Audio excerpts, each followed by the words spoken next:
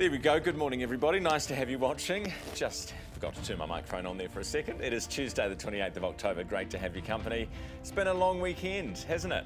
Right, this morning, Labor dropped at 5:30 a.m. a press release announcing a capital gains tax on property after losing 2 elections doing just this. They're back on the tax buzz. Their leader has also cancelled a regular appearance on this program this morning at the 11th hour. I'll tell you why in 5 minutes. Thousands are still without power in the south after another big storm blows through the country. We'll have the latest from Civil Defence, plus we're live to the Clutha district, where the big clean-up has begun. And Dame Knowles is back in charge, back where she belongs, in charge of the Silver Ferns. Netball New Zealand's come out and said the whole messy saga has made the sport better. I know, bizarre. We'll have Netball New Zealand's chairman on the program live. Plus, US stocks and many across Asia have hit record highs overnight. We'll play the interview clip that's sent them soaring. First, here's Neva. Herald NOW News, powered by Newstalk ZB. A cold snap is compounding issues for some parts of the country impacted by recent severe weather. Clutha, Southland and Kaikoura remain under a state of emergency. There are extensive road and highway closures across the South Island and thousands of people are still without power. Labor's confirmed plans for a capital gains tax if it wins the next election. The targeted tax would apply to profit made from July 2027 when a commercial property or residential property, excluding the family home, is sold. Business reporter Michael Circle has the details. The family home, farms, KiwiSaver, shares, business assets, inheritances and personal items will be exempt. Labor says 9 out of 10 New Zealanders won't pay tax on the property they own. It says every dollar raised will go into the health system, including funding 3 free doctor's visits a year for everyone with a new Medicard. Hopes bilateral meetings bring about further global support for the New Zealand economy. Christopher Luxon is in Malaysia for the ASEAN summit and yesterday held a number of bilateral meetings with world leaders, including fellow prime ministers in the region. He's expected to also speak with businesses with hopes to grow two-way trade. Minister of State for Trade and Investment, Nicola Grigg, is also in Malaysia talking about the importance of foreign investment. She says people see New Zealand as a good place to do business, but conversations need to keep taking place. Several hundred students across Wellington College and Wellington Girls College are close contacts for a recent measles case. The country has 10 reported cases, including 7 relating to the Blue Bridge Ferry Cook Strait crossing on October 3rd. National Public Health Service physician Dr. Sharon Syme says anyone not immune will have to stay in quarantine until advised it's okay to leave. Government ministers aren't ruling out shutting Gloria Vale down. A recent Herald investigations uncovered allegations of child suffocation relating to a hand-on-mouth technique used by parents to stop crying. Now briefings obtained under the Official Information Act show a group of 10 ministers has been set up to respond to ongoing issues. Group leader Louise Upston says Oranga Tamariki, police and health officials are monitoring the West Coast religious community. She says there's a significant presence on the ground and sharing of information that will be stepped through very carefully. News that the government pocketed $700,000 from a person without a will has sparked renewed calls for Kiwis to think about their wishes. The sum came from a person with no will or locatable next of kin. Roughly half of adults don't have a will. Herald NOW Sport, brought to you by Gold Sport. Liam Lawson's Formula One future is set to idle for another month. Red Bull have reportedly pushed their driver selection timeline until after the Qatar Grand Prix on December 1st to focus on Max Verstappen's bid for the title. Cycling's Tour of Southland has been postponed due to a weather-enforced state of emergency in the region. The 69th edition was set to start on Sunday. Indian cricketer Shreyas Iyer has suffered a lacerated spleen. He's in a Sydney hospital after falling awkwardly to take a catch in the 3rd one-day international against Australia. So Labor's back to its old tricks. More taxes announced from them this morning, but 2 things are different this time, and I'll tell you what they are in just a second. But a quick run through history for you.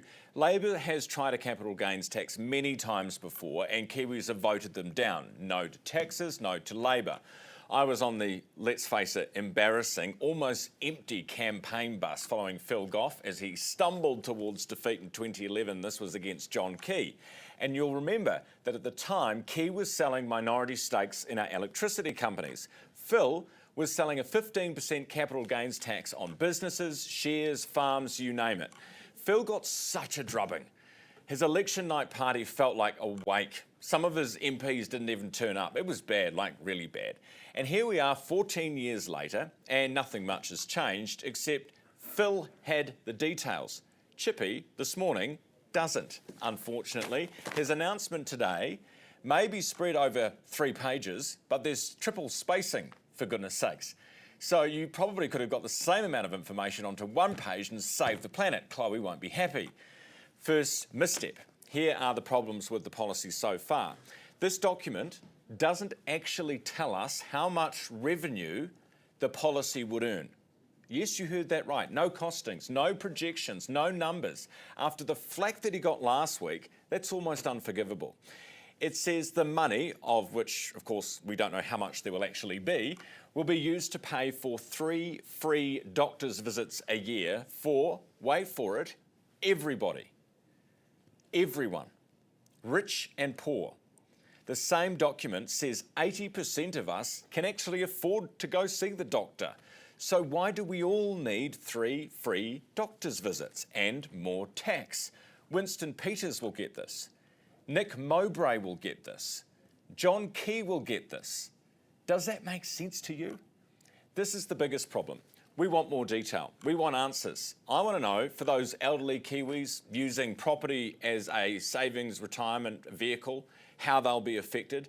But instead of turning up on time and on budget for his regular appearance on this program this morning, we had a text last night and a missed call from his press team, 7:45 p.m. Just remember, this team gets up very early in the morning. Alarms are going at 2 or 3. The text said he was suddenly unavailable today because of his child's school event. I have no problem with politicians taking time off to spend time with their children. Believe me, I think it's important. But so last minute? I have never experienced anything like that in all the years that I've been doing these breakfast shows. Who's running his diary? And how do you forget that health announcement last week? Is it the same person, the same problem? Is the problem Chippy? It's all a bit sloppy, in my view, not just the policy, but Hipkins himself. Herald Now weather, brought to you by You Do It Kitchens. Good morning. Bit of a restless sleep for many, with over 19,000 lightning strikes over the North Island and many in the South Island waking up to a fresh and in some places deep dumping of snow. Now that snow will continue this morning, but most of the watches and warnings are expiring. The heavy rain for the eastern ranges of Bay of Plenty will take a little longer to clear, the warning ending this afternoon at 4. So Tuesday in the lower south, still the odd shower around, some sleety or snowy this morning for Queenstown and Gore. Strong sou'westers this afternoon for Invercargill. There are still a few showers around for the upper half of the island with sou'westerlies. The wind does swing back to nor'west from Christchurch south tonight, but it's cold, high of only 10 for Christchurch. Now, thunderstorms might return this afternoon for Taranaki and Taumaranui. There is rain on and off all day for everyone, with strong west and nor'westers. Wellington, you'll have southerlies. The rain does continue for all here. There could still be heavy falls and thunderstorms pretty much everywhere except in Hawke's Bay. Winds shift around a little but should mostly end up from the southwest. And still a lot of rain around for the upper north, but the rain will ease to showers this afternoon. Winds are strong though, nor'westers turning sou'west this afternoon. You're watching Herald Now. Great to have your company on this Tuesday morning. Hope you had a nice long weekend, weather aside. Just gone 8 minutes after 7 now. Here's what we can say about Labor's capital gains tax plans. It would apply to profit made after the 1st of July 2027. It would apply to residential property, commercial property, excluding the family home. They specifically state that at this stage, farms, KiwiSaver, shares, profit you might make on selling a business, a capital gain, inheritance, personal items like cars, boats and art, all those things would be exempt as well for now. Economist Cameron Baggery joins me live. Cameron, good morning. Good morning. Thoughts, they've obviously gone for a very narrow, I mean, you could have gone much further. I'm sure there was some in the caucus wanting to go much further and wider, but this is quite narrow at this stage. Yeah, Thomas Coughlin wrote a really good article in the Herald about, I think, 6-7 weeks ago, which sort of hit the nail on the head in regard to what we're going to get. They did a bit of a tester with that article, and then lo and behold, it looks like the substance of what they brought out or what has been leaked, because I don't think they planned to put it out today. I think it was planned for later in the week, is there, and it's notable for what's more that's out than what's in. What makes you think it was leaked? Because the plan was for it to be released later in the week, is my understanding. Okay. That might explain some of the reason why Chippy's pulled out of his media slot this morning. How much revenue do you get from something like this? I'd have to go back and read the article again, but I think the number off the top of my head that I think was in Thomas's article was around 250 million. So it's not a game changer. It's not one that you're going to knock the ball out of the park. And I guess if you do some back of the envelope numbers on three free GP visits, population of 5 million, times 3, there's 15 million. What's the average cost of a GP visit? And you get, I guess, some pretty reasonable numbers in regard to what the health-related expense is going to be on the other side. Is it worth doing? Do we need a capital gains tax in New Zealand? The answer is yes. The debate has always been about, to what extent, how far do you go? Labor's obviously gone with a watered-down version. Glass half full. There's something. Something's better than nothing. So we'll take it. Move on. New Zealand has needed to have a debate about a capital gains tax regime for a very long time. We've moved the dial in the direction that it needs to sort of go. But once again, Ryan, it's pretty watered down. It's not a game changer. It's not going to bring in a huge amount of money.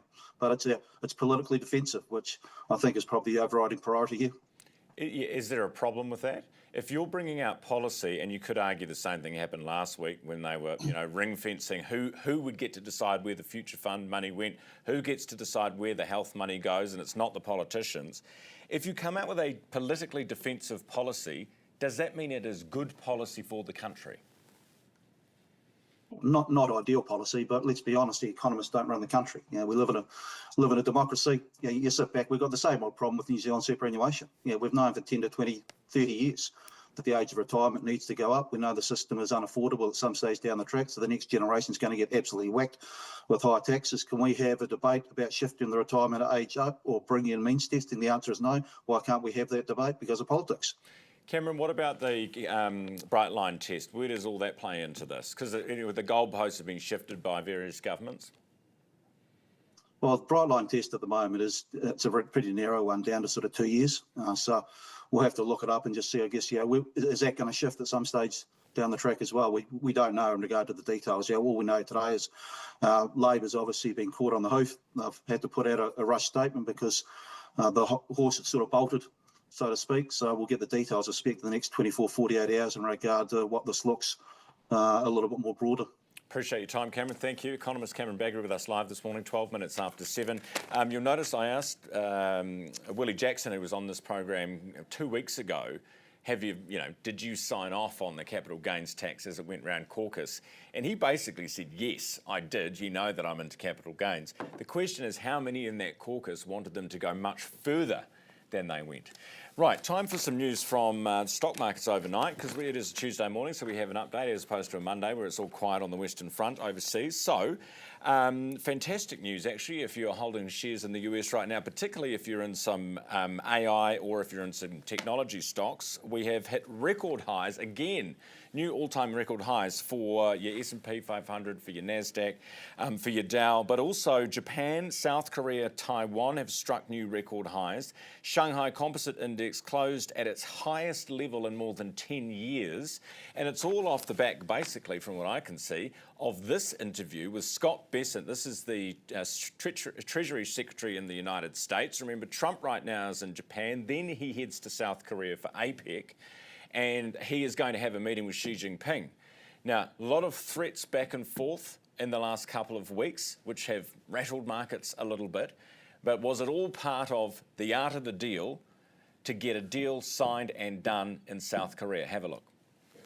Well, Christian, I think that's old news. President Trump gave me a great deal of negotiating leverage with the threat of the 100% tariffs on November 1st, and I believe we've reached a very substantial framework that will avoid that and allow us to discuss many other things with the Chinese. I think we will be able to discuss them helping us get this terrible fentanyl crisis under control.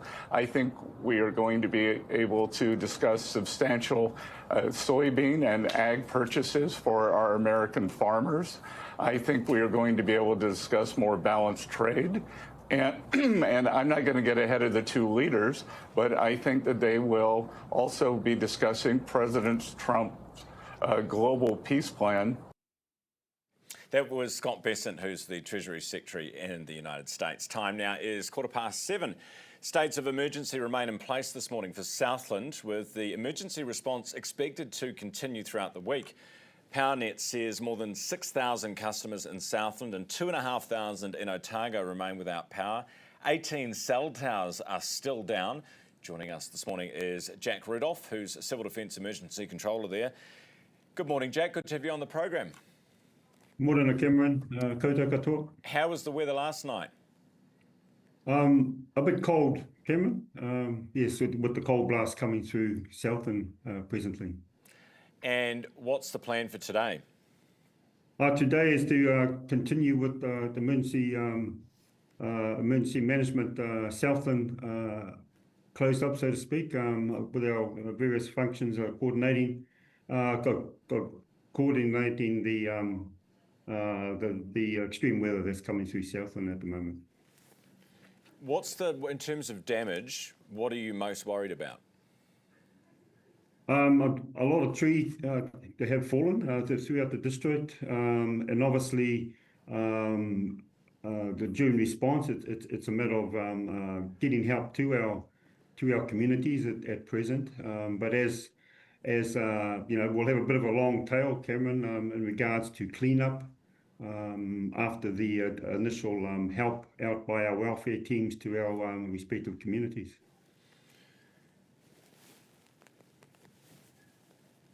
All right, Jack, thanks for your time this morning. Really appreciate the update. That's Jack Rudolph, Southland Emergency Management Controller. Time now is 16 minutes after 7. We'll have more weather updates for you overnight. We had, as I was coming into work, listening to the wireless on Talkback, there were, I think, about 8,000 power cuts or power outages across Hawke's Bay, Taupo, sort of central North Island. So we'll have updates for you throughout the morning. You can, of course, get in touch with us. We love getting your weather pictures, which we can play for the rest of our audience this morning. Flick me an email, ryan@nzherald.co.nz.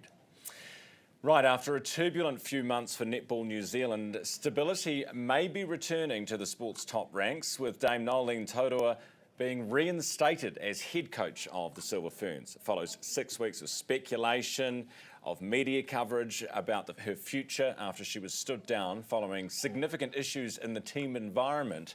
So what's changed? Matt Winneray is chair of Netball New Zealand and joins me this morning. Morning, Matt. Morning, Ryan. Good to have you on the program. Can you tell us what the original... Was there a complaint that kicked this off, or was it a review? What I've been talked about were concerns that have been raised. So we've been working through to address what we needed to do to get Dame Nolene back in the environment, and we've got to an agreement on that, understanding of what we need to do, enhancements to the player wellbeing approach, enhancements to support performance, and we're now going to be working through those in the course of the next couple of months. So that's what we've been working through to get Dame Nolene back into the environment. How many, you say, issues of concern were raised? How many people raised the initial issues of concern? Look, Ryan, we have to protect privacy of those involved and the confidentiality of that process. We haven't talked about the specifics of those concerns. We have said that some concerns were raised. We had to take that seriously, and we have, and that's what we've been working through to address what we needed to do to get Dame Nolene back into the environment, and we've now been able to agree that, and we're very pleased to be able to. No, I understand that. Matt, I'm not asking for names of people. I just want to know how many people initially complained to kick this off. Ryan, I've said we have to protect the confidentiality of that process. We had concerns raised. We had concerns raised. We had concerns that we needed to take seriously, and we've taken those seriously. We agreed with Dame Nolene the process that we would go through to then address those. And that's what we've been doing over the course of the last 6 weeks, and the agreement that we reached last Friday. Totally understand and respect your need for privacy and confidentiality, which is why I'm not asking for any names of players. But I think it's important for your fans to understand how widespread concerns about Dame Nolene or her coaching staff were. So I think it's important that you answer the question. We had to address the concerns that were raised. Concerns were raised that that we had to take seriously. And we took them seriously because ultimately an environment has to work for everybody. We need for everybody to be able to perform at their best. You have to be physically and mentally at your best. And so that's what we've been doing, is working through how we can do that in the current environment. Look, there's a balance in a high performance environment. You've got to balance the intensity required for high performance with the requirement to support all of those in the environment. That includes players and staff, and that's what we've been doing. Okay, fair enough. Can you say then, to give people a sense of what's been going on, you know, those concerns that were raised, were players sworn at? Was anyone physically assaulted? I've said that we're not going into the specifics of those concerns. Concerns were raised that we needed to take seriously. We did take seriously. We've been working through what we needed to do in order to be able to make this environment one where our Silver Ferns players and all the staff can thrive. And that's the agreement we got to at the end of last week. And we've got some work to do going forward in order to implement that. What is the message out of all of this? Because it's bizarre, where the country has been having a debate based on nothing, because you haven't said anything. What is your message to other coaches in the sport right now? Where is the line? What is the bar? If you raise your voice when you're yelling an instruction at a player on the court, is that okay? Ryan, it's not going to be useful for me to get into hypotheticals. I don't think, I think you create a straw man you can tip over, that's fine. But what I would say is there is a heightened awareness of the challenges in high performance environments. We know that you've got to be able to support all of those in the environment. You've got to do that in a robust way because you've got intensity in a high performance environment. You need people to be performing physically at their very best.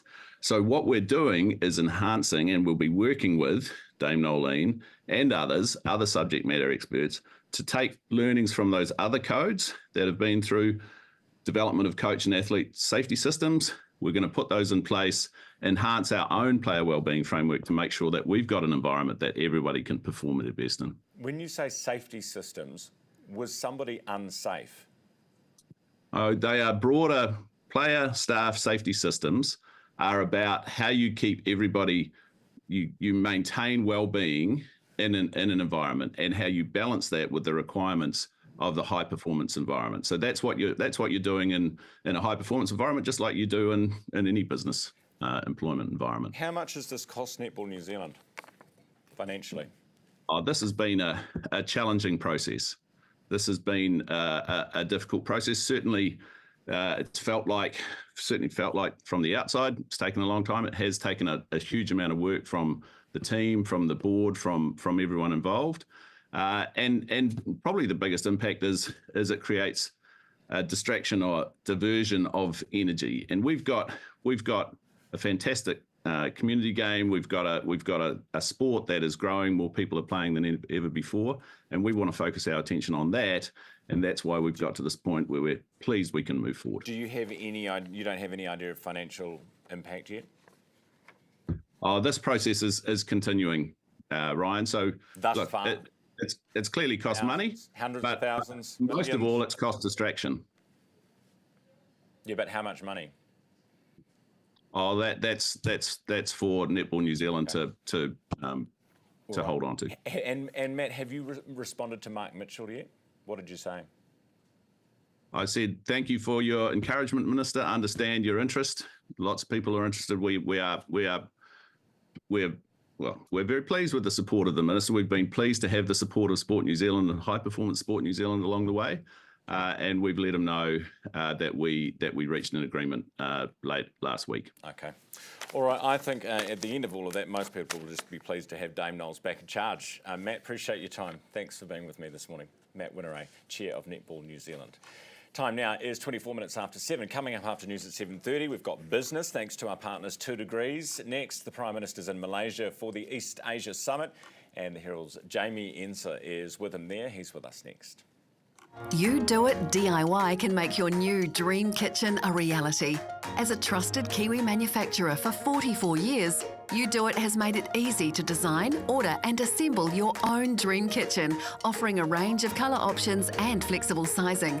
With excellent online support, our customers all agree that You Do It makes DIY easy, delivering superb quality at a great price. Get your project started today at nzherald.co.nz.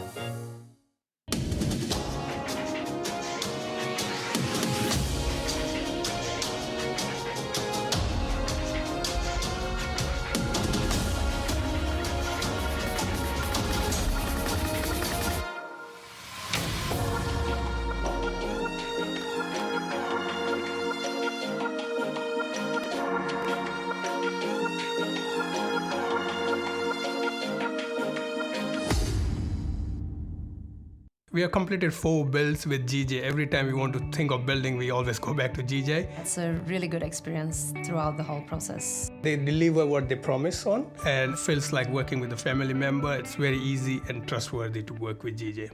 Stop paying the waiting tax. The money you could miss out on by delaying the start of your investment journey. Up your tempo with Tempo, the guided investment app that helps you get started. Don't delay because you don't think you have enough time, money, or know-how. All you need is a goal, and our guidance will help with the rest. Plus, this month, get a guaranteed $10 Kickstarter and the chance to win $1,000. Download Tempo now. Luke Combs, Morgan Wallen, Kaylee Bell, Jelly Roll, Megan Moroney, Chris Stapleton. All the country stars have come to play on the all-new iHeart Country NZ. Your new home for country is iHeart Country NZ. You're watching Herald Now. Great to have your company this morning. Just gone 26 minutes after 7. More problems for Te Pāti Māori, by the way. So this is Maria Menu Kapakingi, who's the Titai Tokoro MP. The kind of war that's going on with the leadership. They apparently have voted to suspend her from the party. So this war continues, getting messier and messier by the day. Suspend her from the party. This is according to Wātea News. And in return, there are some members within Te Pāti Māori, rank and file of the party, who have voted or want to vote to remove the leadership. In other words, the president, John Tamihere, from leading the party. So that's all, going downhill very quickly.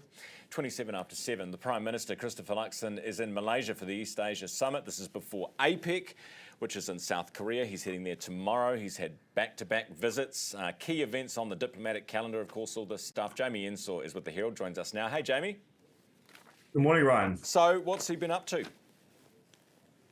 Well, a lot of bilateral meetings, going and gripping and grinning with other world leaders, primarily from around Asia. But it's actually today where things start to heat up. He'll have a celebration with ASEAN, that's the Association of Southeast Asia Nations. It's 50 years of dialogue between New Zealand and that block of countries. And so we're going to be celebrating that. And there's also likely to be a bit of an upgrade to our trading relationship with them. So we're going to start to see a bit of tangible outcomes from this trip. There's also likely to be some discussion of increasing our halal exports to Malaysia. That's a really big export market for New Zealand. It's worth about $60 million already. We're going to try and pump that up. So from today onwards, we'll start to get some proper announcements, some real tangible outcomes from this trip.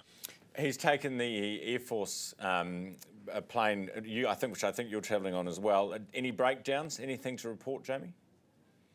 No, really, the only thing of note was that we had to stay on the runway for a little bit longer than anticipated in Auckland due to some birds on the runway. But after that, once they cleared those, we got up into the sky and we have been good going. Oh, that's good to hear. The other thing that you always watch out for on these trips, because Trump's been there in Malaysia actually, and he's now in Japan, of course. But the other thing is the size of the motorcade and who greets the leaders. Gives you an indication of where they're ranking. And I saw that Luxon was greeted by the Minister of Youth Affairs. I mean, you might as well have sent the mayor.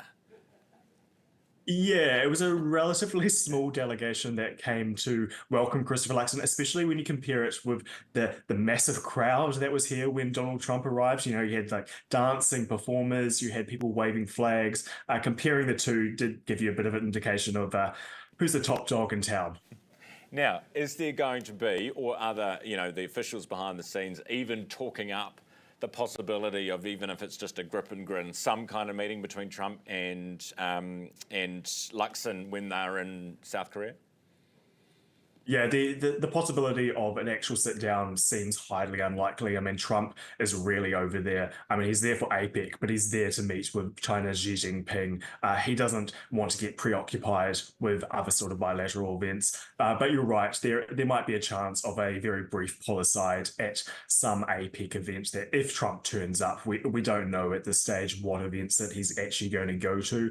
There may be some CEO summit that it sounds like he's going to speak at. So if Luxon can get there, if he can get in front of the US president, that would be probably the most that we're actually look for. But there's going to be no real, again, tangible outcome from any meeting. It's just going to be trying to get face to face. Jamie, it's 2:30 in the morning, roughly, I think, for you there. So thank you so much for getting up and being with us this morning. Really appreciate it. Did you get a chance to have a look at that capital gains tax release? What did you think of it? Just very, very briefly, a very interesting way it's come out. It appears the party was a bit blindsided by maybe a leak. And after the week that Labor had last week with party policy just being released randomly, it's probably not the ideal way for Labor's big capital gains tax policy to get out there. Yeah, exactly. And then it's got the lack of detail, which is the problem they had last week too. So it's confounding things. Thanks so much for that, Jamie. Jamie Ensor, senior political journalist at the Herald, with us from KL. Time is 7:30. Here's Neva. Herald Now News, powered by Newstalk ZB. A cold snap is compounding issues for some parts of the country impacted by recent severe weather. Clutha, Southland and Kaikoura remain under a state of emergency. There are extensive road and highway closures across the South Island and thousands of people are still without power. Labor's confirmed plans for a capital gains tax if it wins the next election. The targeted tax would apply to profit made from July 2027 when a commercial property or residential property, excluding the family home, is sold. Business reporter Michael Sergel has the details. The family home, farms, KiwiSaver, shares, business assets, inheritances and personal items will be exempt. Labor says 9 out of 10 New Zealanders won't pay tax on the property they own. It says every dollar raised will go into the health system, including funding 3 free doctor's visits a year for everyone with a new Medicard. Hope's bilateral meetings bring about further global support for the New Zealand economy. Christopher Luxon is in Malaysia for the ASEAN summit and yesterday held a number of bilateral meetings with world leaders, including fellow prime ministers in the region. He's expected to also speak with businesses with hopes to grow two-way trade. Minister of State for Trade and Investment, Nicola Grigg, is also in Malaysia talking about the importance of foreign investment. She says people see New Zealand as a good place to do business, but conversations need to keep taking place. Several hundred students across Wellington College and Wellington Girls College are close contacts for a recent measles case. The country has 10 reported cases, including 7 relating to the Blue Bridge Ferry Cook Strait crossing on October 3rd. National Public Health Service physician Dr. Sharon Syme says anyone not immune will have to stay in quarantine until advised it's okay to leave. Government ministers aren't ruling out shutting Gloria Vale down. A recent Herald investigations uncovered allegations of child suffocation relating to a hand-on-mouth technique used by parents to stop crying. Now briefings obtained under the Official Information Act show a group of 10 ministers has been set up to respond to ongoing issues. Group leader Louise Upston says Oranga Tamariki, police and health officials are monitoring the West Coast religious community. She says there's a significant presence on the ground and sharing of information that will be stepped through very carefully. News that the government pocketed $700,000 from a person without a will has sparked renewed calls for Kiwis to think about their wishes. The sum came from a person with no will or locatable next of kin. Roughly half of adults don't have a will. Herald Now Sport, brought to you by Gold Sport. Liam Lawson's Formula One future is set to idle for another month. Red Bull have reportedly pushed their driver selection timeline until after the Qatar Grand Prix on December 1st to focus on Max Verstappen's bid for the title. Cycling's Tour of Southland has been postponed due to a weather-enforced state of emergency in the region. The 69th edition was set to start on Sunday. Indian cricketer Shreyas Iyer has suffered a lacerated spleen. He's in a Sydney hospital after falling awkwardly to take a catch in the third one-day international against Australia. You're watching Herald Now. Great to have your company. Great to have your feedback as well. Lots of it rolling in this morning on netball, capital gains tax, you name it. Graham says, I've never understood the prominence of women's netball in New Zealand. Does that mean you'd understand the prominence of men's netball in New Zealand? Or are you just, I mean, a lot of girls, a lot of women play netball. It's one of our most popular women's sports. So, of course, it's prominent. Plus, I love watching netball. It's fast. You never get bored. You got 4 quick quarters. Goals happening all the time. It's enjoyable to both play and watch. I'm a big fan. Ryan, you should be the netball enforcer after that interview, says Gordon with Matt. That was honestly one of the most frustrating interviews I think I've ever done because, and that includes politicians who tell you nothing. That guy said minus nothing. Honestly, what was it even about? How many months have we been going through this netball New Zealand stuff and we have no idea actually what we're talking about, other than the fact that people love Dame Knowles. This is another one. Ryan, civil defence failed big time. A lot of people saying this in Southland. We're about to speak to the newly elected Clutha Mayor. His name is Jock Martin. He's been in the job 2 weeks, so we'll ask him about that. Ryan, anything is better than giving tax breaks to landlords and tobacco companies. Kiwi Skirt sent that message in. Good morning, Kiwi Skirt. Now, you raise an interesting point because the interest deductibility, so Labor basically took away landlords' ability to claim interest as an expense and deduct interest and therefore get a sort of a tax benefit from it, like a normal business would. National comes in and reverses that, and this is, I think, this financial year is the first financial year where you can claim 100% of the interest, so your tax bill would be lower or non-existent.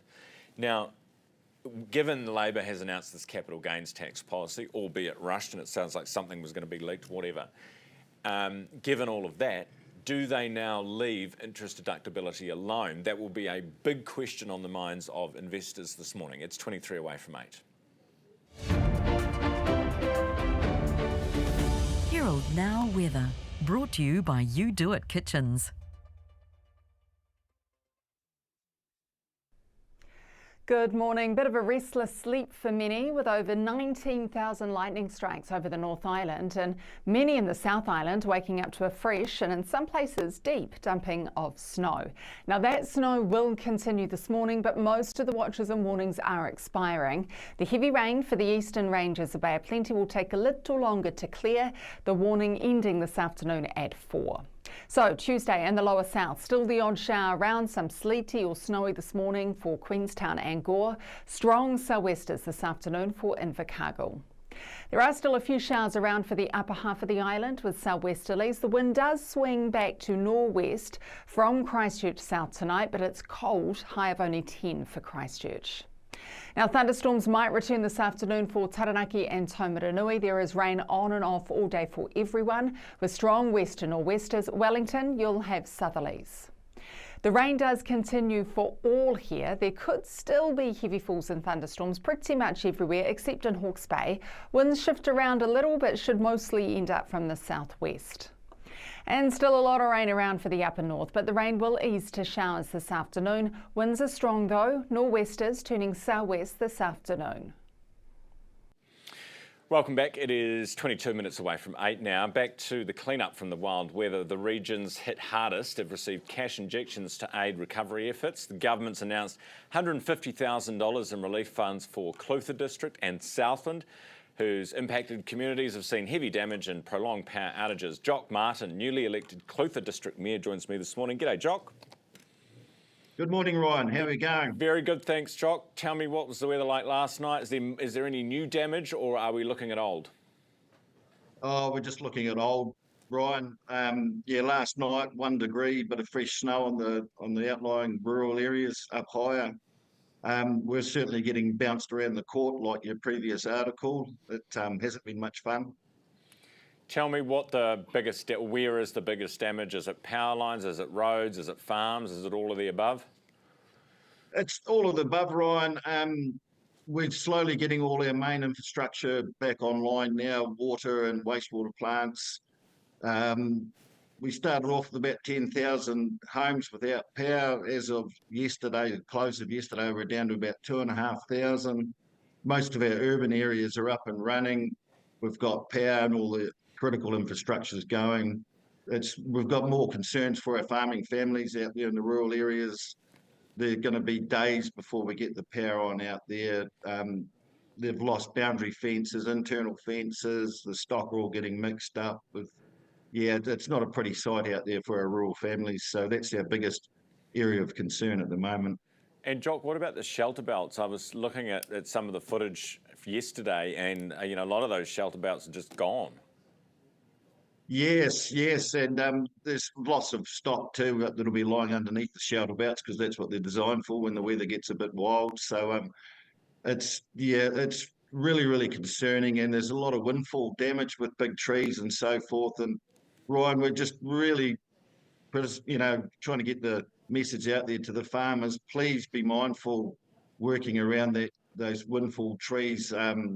We know they'll can do number 8 wire attitude that their rural communities have, but we've got this far with no loss of life, and we want to get out the other end of it with no loss of life too. So absolutely, it's real critical that they seek a bit of expertise with the forestry guys for that. So, Jock, is this what you thought in terms of what you were expecting? This is more than what you were expecting. Well, it was quite uncanny, Ryan. The wind only came through for like 15 minutes, half an hour, and the devastation it created in that short period, it's unbelievable. And I don't think anyone has ever seen it like that, just come out of the blue and get us. So, and then to top it all off, Mother Nature's given us another poke in the ribs today with a bit of snow and 1 degree. So there's going to be a lot of cold families out there in our rural areas. Jock, $50,000 for, I think that the 50 grand is for Clutha district in particular. Do you think you will need more than that? What's it going towards?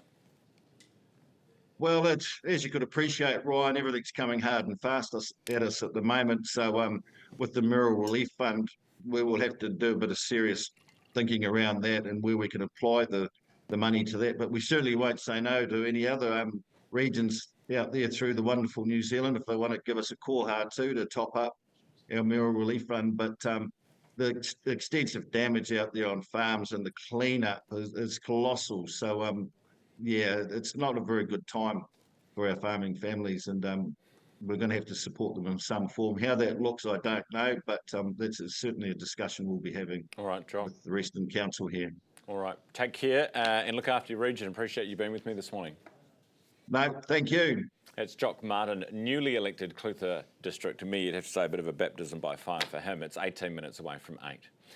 Right, let's go to business with our partners 2 Degrees. US stock markets are testing new highs yet again ahead of trade talks between Presidents Trump and Xi this week and the prospect of a rate cut by the US Fed. Garth Bray from Business Desk joins me now. Garth, good morning. Good morning, Ryan. Yeah, so, I mean, you saw Scott Bessent's, we played the clips for our audience earlier this morning. Scott Bessent's comments about the potential for a deal between Trump and Xi being signed. You know, all the officials do the work, they come together and just sign something in South Korea. And it all sounds, though, like that is calming people's fears that there was going to be a renewed round of sort of, trade war part 2. We'd be back where we were in April with sort of, threats backwards and forwards. And I think there's probably a bit of certainty settling in from what I'm reading to the idea that, well, it's a lot harder to sort of break your supply chains and shift manufacturing to the US straight away. So there's a bit of realism creeping in there.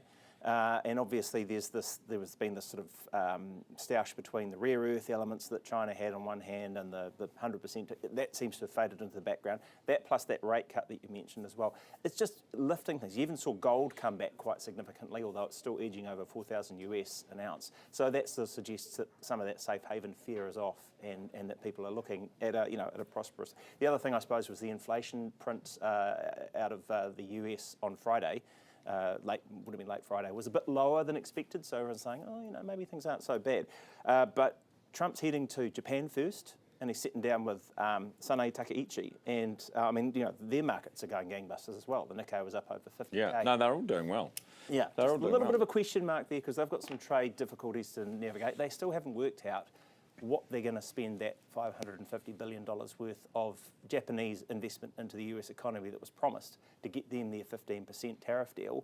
And there was a bit of negotiation and talk on the campaign trail when she was campaigning that, maybe we'll wind that back. So that could be a little wrinkle when the two of them meet. Yeah, right. Yeah. This is their new Prime Minister, the first female Prime Minister of Japan. Yeah. She plays the drums. Doubling defence spending. And she's a China hawk, so look out there. Now, also this morning, Garth, this AI, I saw this story yesterday, fascinating. AI in emergency departments, I reckon it's going to do wonders. Well, this is interesting, right? So this is a couple of US firm, which is IMEDX, and an Aussie firm, Heidi, have both been given approval since about July to get into Hawke's Bay, into the ED there. And what they found is using this AI scribe that basically just listens while the clinicians are talking with patients and then writes up the notes later. It's cut the after-hours admin by 81%, and it's basically enabled those clinicians to see an extra patient per shift. Wow. So this is good news. I mean, there were, I think, 30 problem submissions in the first month, so not without its teething, but they're obviously confident enough. They're saying this is reducing the cognitive load on our clinicians. Basically, it's taking the stress out of the day, letting them focus on the patients. That's what you want. So they're going to run it out from that ED to, they reckon by the end of next year it'll be all clinical settings. They're buying, I think, 1,000 licences for clinicians and 100 for crisis mental health response teams. Basically, they'll check to make sure the patients are happy with it all being recorded. But this is one of these kind of game changer AI applications that we're talking about that will help cut the drastic problems we've got with workforce shortages. All the back end stuff that you got to do, the boring stuff. Yeah. Because presumably, even though there are errors, as you said, with the AI, there would have been errors with the human. Have you ever tried to read a doctor's handwriting? I have. Ever tried to read your own handwriting? That's even harder. Hey, IKEA, so big furniture store here, and they're buying up a lot of forests. Yeah, they had north of $500 million worth of farm and forestry land already in their pockets, and we've got sort of some news of a deal. It could be worth about $130 million to buy about 13,000 hectares of Northland forests. Now, they're not carbon farming, they say, although they do put, they do track the carbon credits or so on, just for benchmarking. But this is IKEA's investment, Inca, which has, I think, got about 57 billion worth of assets around the world. And basically they're buying them, A, to make money, B, to provide wood for the supply chain for IKEA. So they have, this latest one, this 130, that'd mean they're about 616 million worth of forestry and farmland in New Zealand, and the checkbook's still out, they're still looking. Brilliant. Garth, good to see you as always. Thanks so much for being with me this morning. Garth Bray from Business Desk, thanks to our partners 2 Degrees. Time now is 13 minutes away from 8 o'clock. Coming up, people are touching up their passport photos. I love this story. Immigration New Zealand gets sent thousands and thousands of photos every week for people applying for visas. 1,000 photos that get sent to the Immigration Department every week have been altered. You know, like you would do on your Instagram or your TikTok to make yourself look pretty when actually, the mirror cracks when you look at it. People are sending those photos into Immigration New Zealand and expecting they will get through a country's border.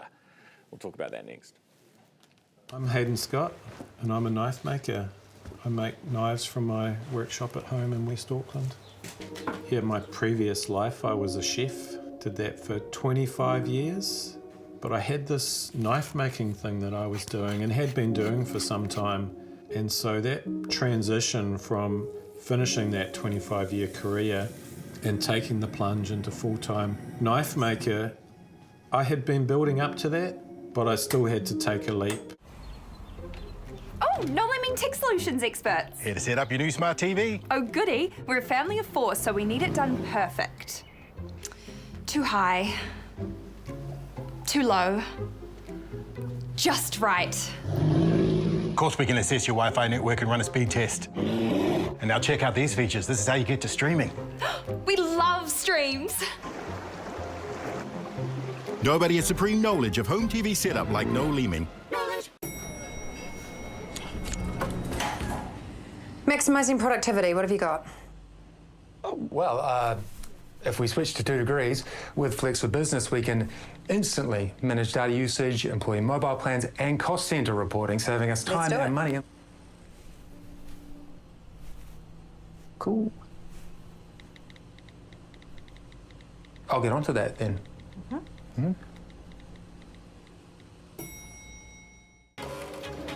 I became a Herald journalist to go behind the headlines and to help people make sense of the world. I became a Herald journalist to help people understand the big issues that affect them. To ask the right questions and to press people who have the answers. To listen to people and to be fair and balanced. To highlight the plight of the marginalised and vulnerable and challenge those in authority. To share extraordinary moments in the lives of ordinary people. I became a Herald journalist to report the facts. That's what we're here to do. If it's news you can trust, it's news worth knowing. The New Zealand Herald. Welcome back, just gone 10 minutes away from 8 o'clock. We're going to speak to Winston Peters, who is in Oslo right now after 8 o'clock. He's going to join us talk about, well, his Nordic trip, but also reaction to Labor's capital gains tax plan this morning. First, let's go to the boys of sport. Cam McMillan's here from the Herald, along with Nathan Lim. Good morning. Morning. Good to see you both. Nathan, I've been dying to know your thoughts on Netball New Zealand. We had Matt Winneray on, who's like a really well-respected dude in business. But this morning, it was like trying to get blood out of a stone talking to him. The Kremlin. Yeah, I'm not going to lie. I'm confused based off what they've announced and what's actually happening, because they've said Dame Nolene Taurua is back in charge effective today, but she's not until next year. The interim coaching setup remains on. The other part about this is that they said that they have agreed to changes in the high-performance environment and the Silver Ferns environment. But when I talked to Winneray and Jenny Wiley over the weekend, they weren't able to tell me any specifics of what they actually agreed to change. And when I pressed them on it, Wiley said, we'll figure out personnel or whatever changes between now and Christmas. So it kind of begs the question of what has actually been going on behind the scenes for the last 2 months, and why not have Taurua a part of this Northern Tour, because they're going where the Commonwealth Games are going to be held next year in Scotland. It's bizarre. Yeah, I mean, what it is. Yeah, the fact that they said Nolene won't be on the tour because it would be a disruption. This whole thing has been a disruption, to be honest. Like, it's bizarre. Yeah, why can't she be there for this tour? It doesn't make sense at all. Can we? Back to the sport for a second. Can we win the Constellation Cup? Because we obviously lost twice quite badly in Australia, and then we came back in Hamilton, and then the final game's Wednesday, Christchurch? Yes, correct. So we can still win it. Basically, years gone by, it's been decided on goal differential if it's tied at 2-2. Now, if the Silver Ferns win on Wednesday night, they force a period of extra time, so 7 minutes each way, and it'll be a do-or-die playoff effectively for the title. So the Constellation Cup title defence is still alive, and the Ferns performed so well in Hamilton over the weekend. Pretty much the whole team had all the individual best performances of the series so far. So they can take a hell of a lot of confidence out of that. And if they can keep that going into Game 4, Australia come back harder, but they can still do this.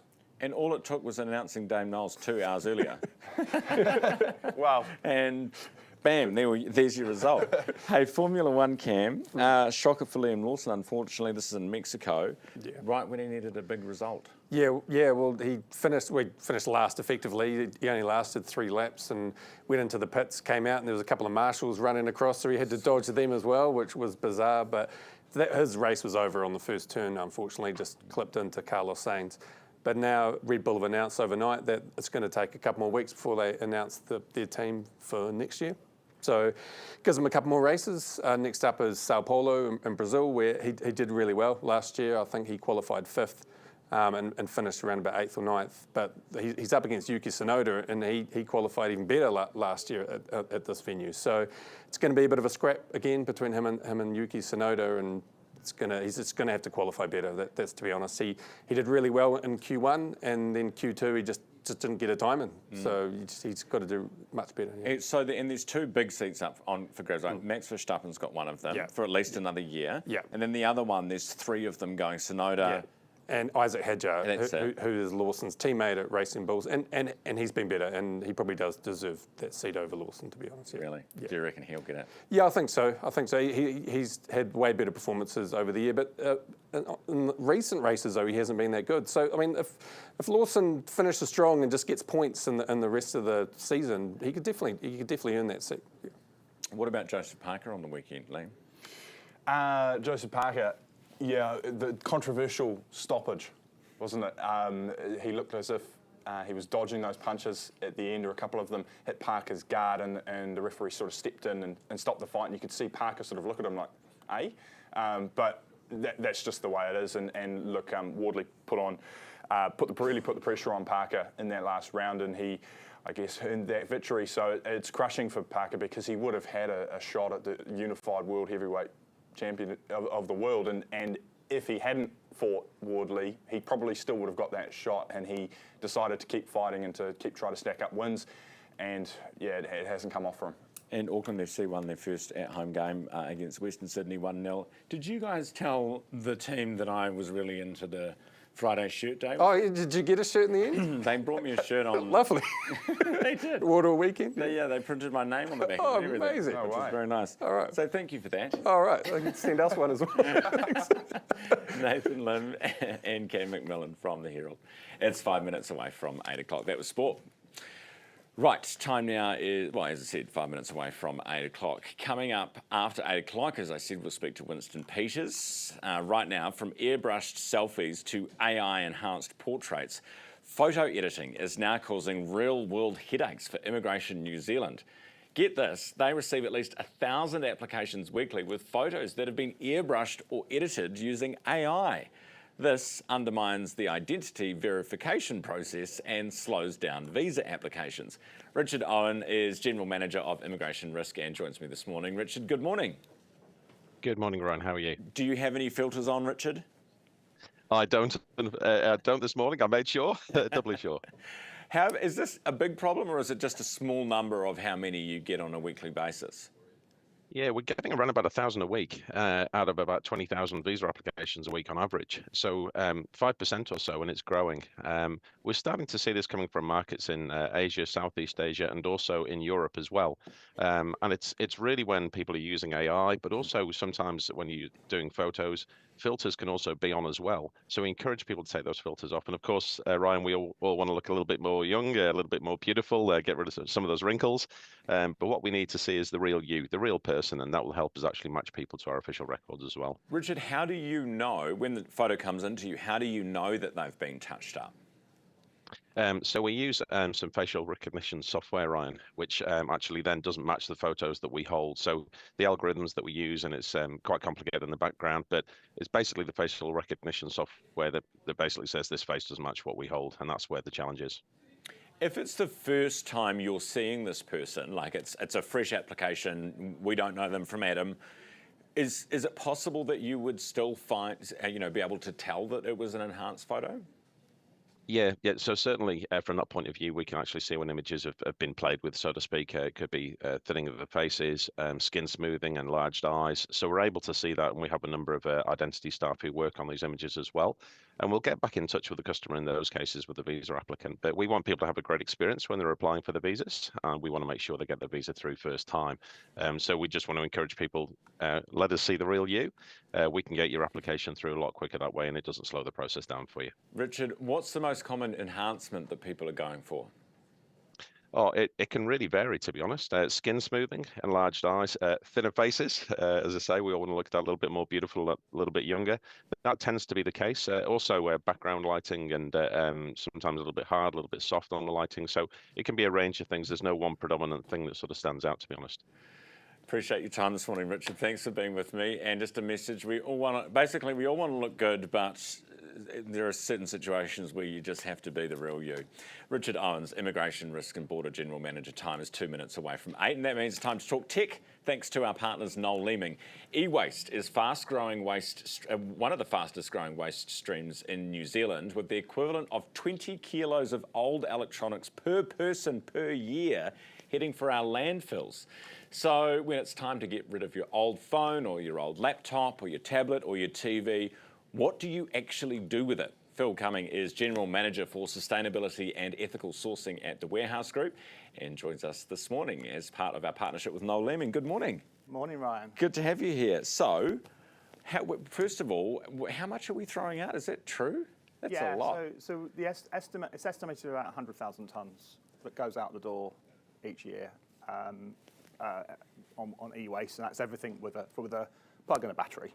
And it's estimated only about 2% of that is recycled, and it's growing. Right? If you think about all the consumer tech we use, and comes to life, eventually it will come to a point where either no longer works or what have you. It's got to go somewhere. Phil, what's the harm in it? What does it do to the environment? Yeah, so there's obviously lots of nasty stuff in there because there's things like lead, cadmium, sort of heavy mercury. There's good stuff in there as well. So things like glass, aluminium, and what have you. And actually, we could be reusing that for other purposes as well. But also, increasingly tech has got lithium batteries, and whilst absolutely safe if you're using devices right, if it goes in your rubbish, goes in landfill, gets crushed, it can also pose a bit of a fire risk as well. Right, and we have seen the evidence of some of those, and sadly, in recent months here, and particularly in Auckland. Yeah. So where do you go to recycle old e-waste? So obviously, don't put it in your household bin. Whether it's your general waste or your recycling, just don't put it in there. There are a number of options open to people. Obviously, check out your council website. They'll probably flag some community options in your local area, or for things like laptops, tablets, printers, cameras, whole heap of things, cables, bring it to us and we'll sort it out. We work with 2 national partners, Tech Collect New Zealand, which is backed by a number of brands, HP, Canon, Microsoft, Logitech, and also Canon and Remobile, which is backed by the telco, so one NZ, right. 2 Degrees and Spark. Once we drop them off, where do they go? What happens to them? So the first thing to do really is check out nearest store, go onto our website, click on the link that says e-waste, check out the things you can bring back. If it's got data, ideally, and it switches on, wipe it. Make sure it disconnects it from cloud, bring it into store, go to the counter. If it's on one of the permitted items, they'll just take it off you, completely free, put it in a secure crate ready for recycling. Any brand is accepted, and doesn't matter where you bought it. It sounds like a great scheme. Where do you hope this kind of scheme will go in the future? So Tech Collect and Remobile are national schemes. They're growing all the time. Ideally, others would get involved as well. And we can scale up to sort of cover more categories of e-waste. And I think the more we can do to keep things out of landfill, the better. And actually, ideally, put some of this componentry, some of it quite valuable actually, to good use. Appreciate your time this morning. Thanks so much for being with me. Thank you very much. Thank you. That is Phil Cumming, who's General Manager of Sustainability and Ethical Sourcing at the Warehouse Group. That was thanks to our partners Noel Leeming. Interesting, we talked to Garth earlier about inflation in the US and the delayed release, because remember there's a whole bunch of federal employees on furlough over in the US at the moment. Meaning that they're not going to work, they're not getting paid, but they brought some back in from the Department of Labour to get those CPI numbers out. So September, the figures that were released on Friday, this is before, obviously, we've had a long weekend, headline inflation was up 0.3% for the month. That is lower than the consensus forecast. They were expecting it to jump 0.4%. Gas prices up 4%, the big driver behind that. Core inflation, which they focus on a lot over there, increased for September up 0.2%. Again, that was less than the 0.3% for that the economists were expecting. So again, the Fed will likely cut rates when they have a meeting. Jerome Powell due to hold a meeting this week. Right, time now is 3 minutes after 8. Let's go to the Foreign Minister, Winston Peters, for his thoughts on a couple of issues this morning, including Labour's capital gains tax, which they have hastily rushed out after it was threatened to be released, apparently. The Foreign Minister, Winston Peters, leader of New Zealand First, joins me from Oslo. Good morning. No, Copenhagen. Oh, Copenhagen. Forgive me. But the problem is, Mr. Peters, you travel so frequently into so many different places, it's hard to keep track. Well, it's hard to keep up over here as well, you know, because it's very extensive, but we're amongst very dynamic economies. There are things we can learn from them about energy security, shipping security. These are critical things going forward. But I'm pleased to be on your show. Well, it's great to have you. Have you had any discussions in your travels about the threat of Russia? There's obviously been a lot of concern in that particular area about the drone incursions. Have you had any discussions about those sorts of issues? Yes. It's all about, you know, small countries, their entitlement to security. Might does not make right. Rules matter, and so we need to join with countries like these in the Nordic area to ensure that the things that we've stood for all these years mean something and that we are prepared for change. Do we need to be worried about Russia testing his missiles? Well, that's a sort of the kind of blandishment threat that he started with when he went into Ukraine, and he's kept it up ever since. Is it a surprise? No, it's not. Are we angry about it? Are we upset about it? Or do we just take note? Well, we seriously take note, as will others. Labor's capital gains tax looks like it's been a bit rushed out this morning. In fact, we were supposed to have Mr. Hipkins on this program, but he's failed to deliver, failed to show up this morning. What are your thoughts? Well, it's been a disastrous 2 weeks. First of all, you had the so-called Future Fund, which was a direct steal from New Zealand First. Unfortunately, though, it was only 200 million from now until forever. Now, that's about 1/3 of this cost he's got with respect to free doctor's visits. If you take out under 13-year-olds, which are free now because of New Zealand First, then for the remainder it means 600 million plus.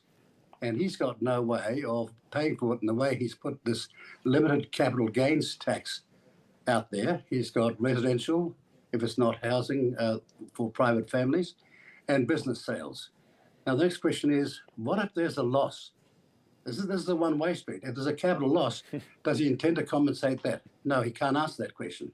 So you can see that this whole thing was a disaster, and the way it was leaked, that means he's going to now have a 10:30 press conference in about 2.5 hours' time. It means that they're still probably trying to work out how it was all calculated. And in this calculation, there's also something that was said by the Minister previously of Health, and now their spokesperson, Hazel Bell. She said that it included 200 million that should have gone to the government, but has gone to the tobacco companies. Yes. Now, when your thinking is that perverse, the reason why the government is down 200 million on tobacco and cigarette taxes is that people are dramatically not smoking those anymore, and the government and Inland Revenue has lost 200 million. She's told you in this press statement, no, the government has given the 200 million to tobacco companies. Now, if you can't work that 101 stuff out, what on earth are they doing? Yeah, they're doing a good job of spinning that one, you'd have to say. The other thing... Yeah, because I'll tell you why. Because people like you aren't pulling her up and saying, No, hang on. how on earth are you making these calculations? Hang on. Don't throw people like me in there. I'm different from the rest, you see. What about this? Well, I hope so. And that's why I'm on your show. What about the farms? Because they've come out and said, don't worry, the farm's exempt. But what about the property? You know, because it's property. You know, obviously that's the value of a farm. But they're talking about commercial property. Well, how's that different from a commercial farm? Look, we're a country that can, and we will be successful, but the right people get their way in attracting enormous investment in New Zealand. But we won't get it with these sorts of statements where people think, oh, hang on a minute, why would I go there? Why would I invest in New Zealand when they can't answer the question, why is New Zealand better and a safer place to go? These are the things that are very worrying in this announcement that they've made. And it was an absolute mess of an announcement. Minister, I know you've got many more countries to visit on your journey. So hang on a minute, I'm just getting started about how wrong this whole thing was. All right, we'll go. You can have 30 seconds. Well, my real point is, I know what's going to happen here. The Greens are going to want the whole thing to be massively comprehensive, yes, because I think money grows on trees. Te Pāti Māori will be worse. And which way is it going to go? You see how uncomfortable this whole thing is? Now, we need better than that, because we need to see, across the political divide, signal a long-term plan to turn our country's fortunes around, and we can, but not this way. You have previously said, Minister, that you would rule out working with Labor under Chris Hipkins. Given how vehemently you are opposed to this capital gains tax, will you rule out working with a Labor Party that endorses this policy? Look, this is the very man, alongside Jacinda Ardern, that ruled the whole capital gains concept out the first time. Can he make up his mind where he stands on which grounds he's going to be running this next campaign? Or is he sort of changing his policy every day or every hour? To the question? The question doesn't arise. You're not, haven't you? You're not considering them at all. Well, you ask yourself this. He's got Te Pāti Māori and the Greens. And what an unholy mess it is. His job is to understand that they're letting somebody dramatically down. It's the New Zealand working man and woman. They've forgotten what these people mean and what they want and what their hopes and aspirations are. And we have not. See, here's the one thing that worries me a little bit about you, Mr. Peters, about New Zealand First, is that this narrative about the Greens and Te Pāti Māori being so destructive for the country, if that was even a possibility, would you know, if a Labor Green Te Pāti Māori proposition was a serious possibility, would you come in to cut their lunch and go with Labor to save us from them? You know what I'm saying? I gave you the answer way back in 2021. Were you not listening? I hope I don't have to go through every week from here on in as we rise in the polls with that same boring, redundant yes, question. But it only applies to Hipkins. That's your caveat. No, for goodness sake. Who else have they got? Come on, pray tell me. Well, will you rule out everyone else then? They're ruling themselves out every day. When good people like Parker, when people like David Parker... Come on, Minister. And they'll keep on going in a procession. They are really utterly scoured out of talent. You know that. Winston Peters, the Foreign Minister, live from Copenhagen this morning. Appreciate your time. Time is 10 after 8. Here's weather. Herald Now weather. Brought to you by You Do It Kitchens.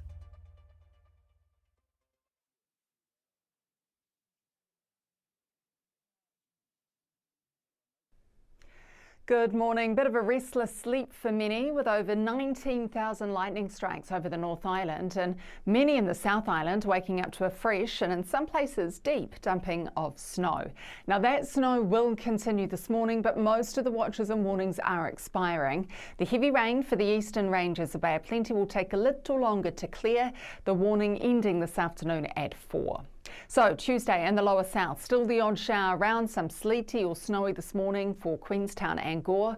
Strong sou'westers this afternoon for Invercargill. There are still a few showers around for the upper half of the island with sou'westerlies. The wind does swing back to nor'west from Christchurch south tonight, but it's cold, high of only 10 for Christchurch. Now, thunderstorms might return this afternoon for Taranaki and Taumarunui. There is rain on and off all day for everyone. With strong west and nor'westers, Wellington, you'll have southerlies.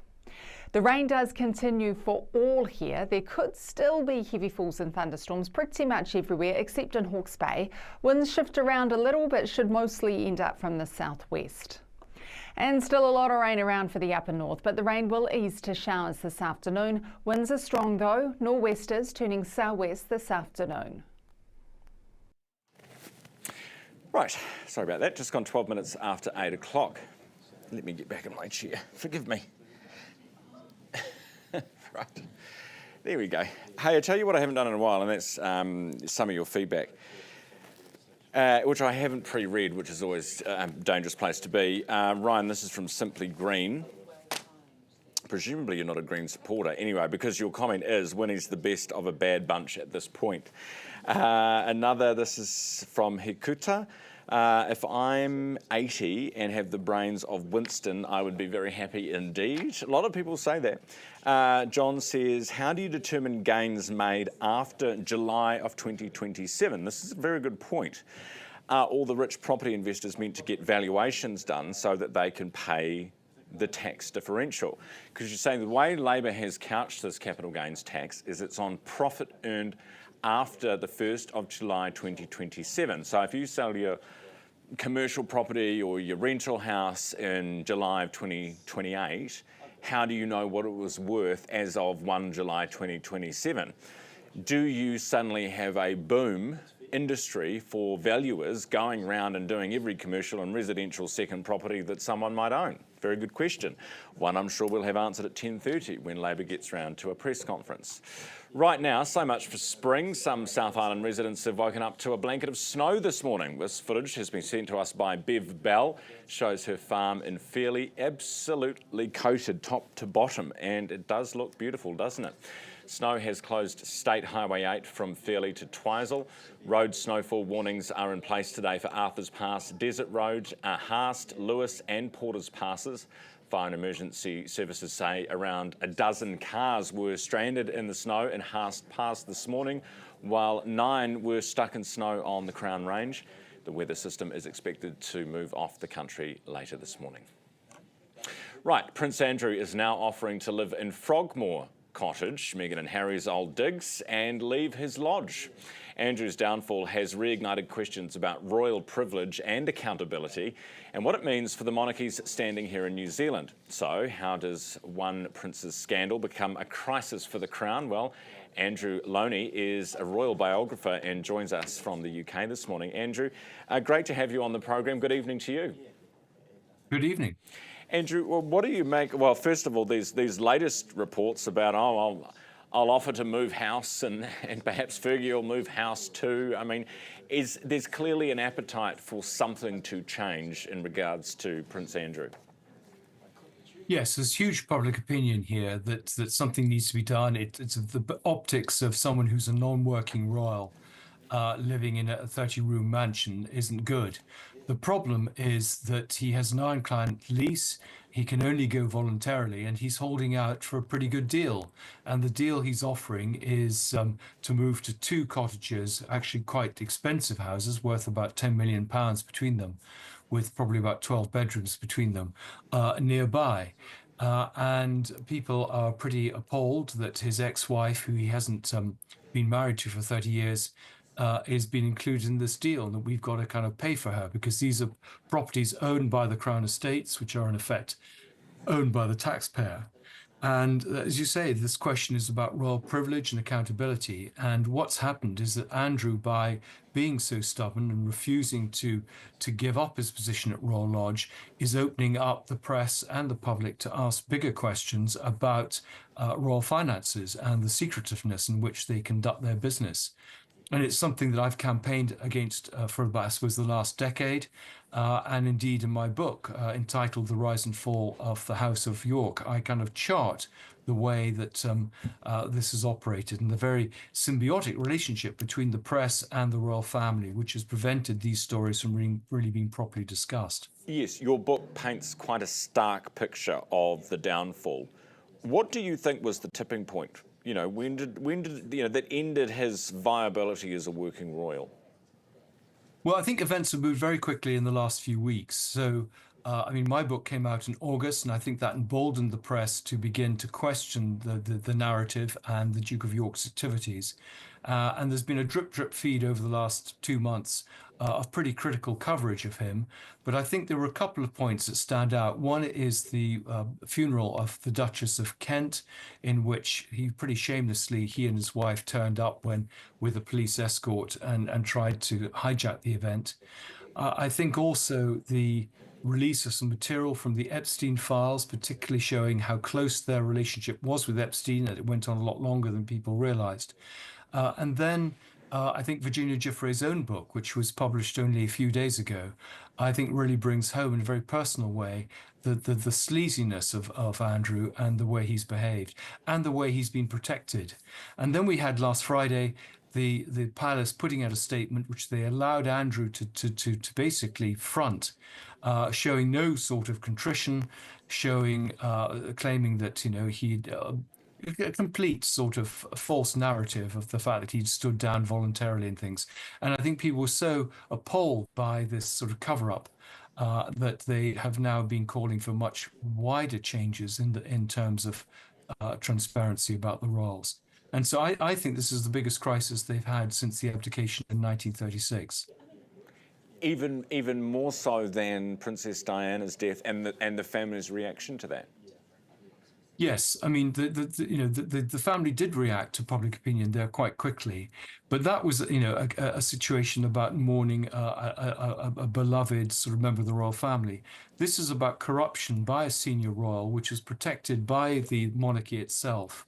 And that's a much more important story. Andrew, and unless they can cut themselves loose from Andrew, I think he's going to bring them down. Can they not do that? Is there something in law? You mentioned the Royal Lodge where he's staying, 30 bedrooms, he's one person. Can the king not say get out, or by law, because of his royal patronage, does he have a right to be there? Well, he has an ironclad lease, as anyone has, and so they can't get rid of him. They can remove his titles. At the moment, they're only in abeyance, and they can do that through letters patent. They can do that through parliamentary time. So there are lots of things they can do to basically shame him. But in terms of getting him out of Royal Lodge, that has to be voluntary. And at the moment, he's holding out for a better deal. What do you think we Kiwis should think of all this, Andrew? We sort of look on with horror and slight fascination at the whole thing, but there's not a huge, in my sense of it, not a huge groundswell no one thinks it's great, but there's not a huge outpouring of anger or angst about our part in the monarchy. What is your sense of how we should feel about it, whether it's a massive deal? Well, I think it does show the vulnerabilities and that people are questioning the monarchy. I mean, I speak as a monarchist myself, but as someone who feels that, no one is above the law.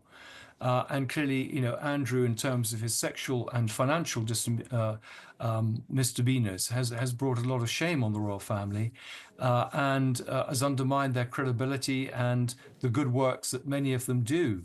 And I think probably people in New Zealand, and I count among them my sister, who lives there, will probably be a little worried about this. Really appreciate your analysis. Thank you so much for being with us this morning. Andrew Lowney, who's the royal biographer, and his book, as he mentioned, entitled The Rise and Fall of the House of York. It's a 4-year research project, very well written. You can pick it up at all good bookstores. Appreciate you being with us this morning. 21 minutes after 8 o'clock now. Let's go stateside. Well, it's actually when Trump was on the plane. He was in the air from Washington. He's heading towards Asia. He was in Malaysia. He's currently now in Japan before he heads to South Korea. That's irrelevant. Anyway, he was on Air Force One and he was asked about, Mr. Trump, will you run for a third term? Now, of course, you can't do that in America because you're limited as a president to 2 terms in office, right? But then it's like, how does he get around that? Does he do a Putin-Medvedev puppet sort of master act and go into vice president and control the presidency from the VP's office? Well, he has actually ruled out ever wanting to become vice president, but on the question of whether he would become the president for a third time, which, bear in mind, is not actually legal, he wouldn't rule that out. We have great people. I don't have to get into that, but we have one of them standing right here. We have JD, obviously, the vice president is great. I think Marco's great. I think, I'm not sure if anybody would run against us. I think if they ever formed a group, it would be unstoppable. I really do. I believe that. There you do. Marco Rubio doing the polite blush in the background. 22 minutes after 8 o'clock. Coming up next, the panel is in. Phil Goff and Sarah Henry are here. You Do It DIY can make your new dream kitchen a reality. As a trusted Kiwi manufacturer for 44 years, You Do It has made it easy to design, order and assemble your own dream kitchen, offering a range of colour options and flexible sizing. With excellent online support, our customers all agree that You Do It makes DIY easy, delivering superb quality at a great price. Get your project started today at newsroom.co.nz.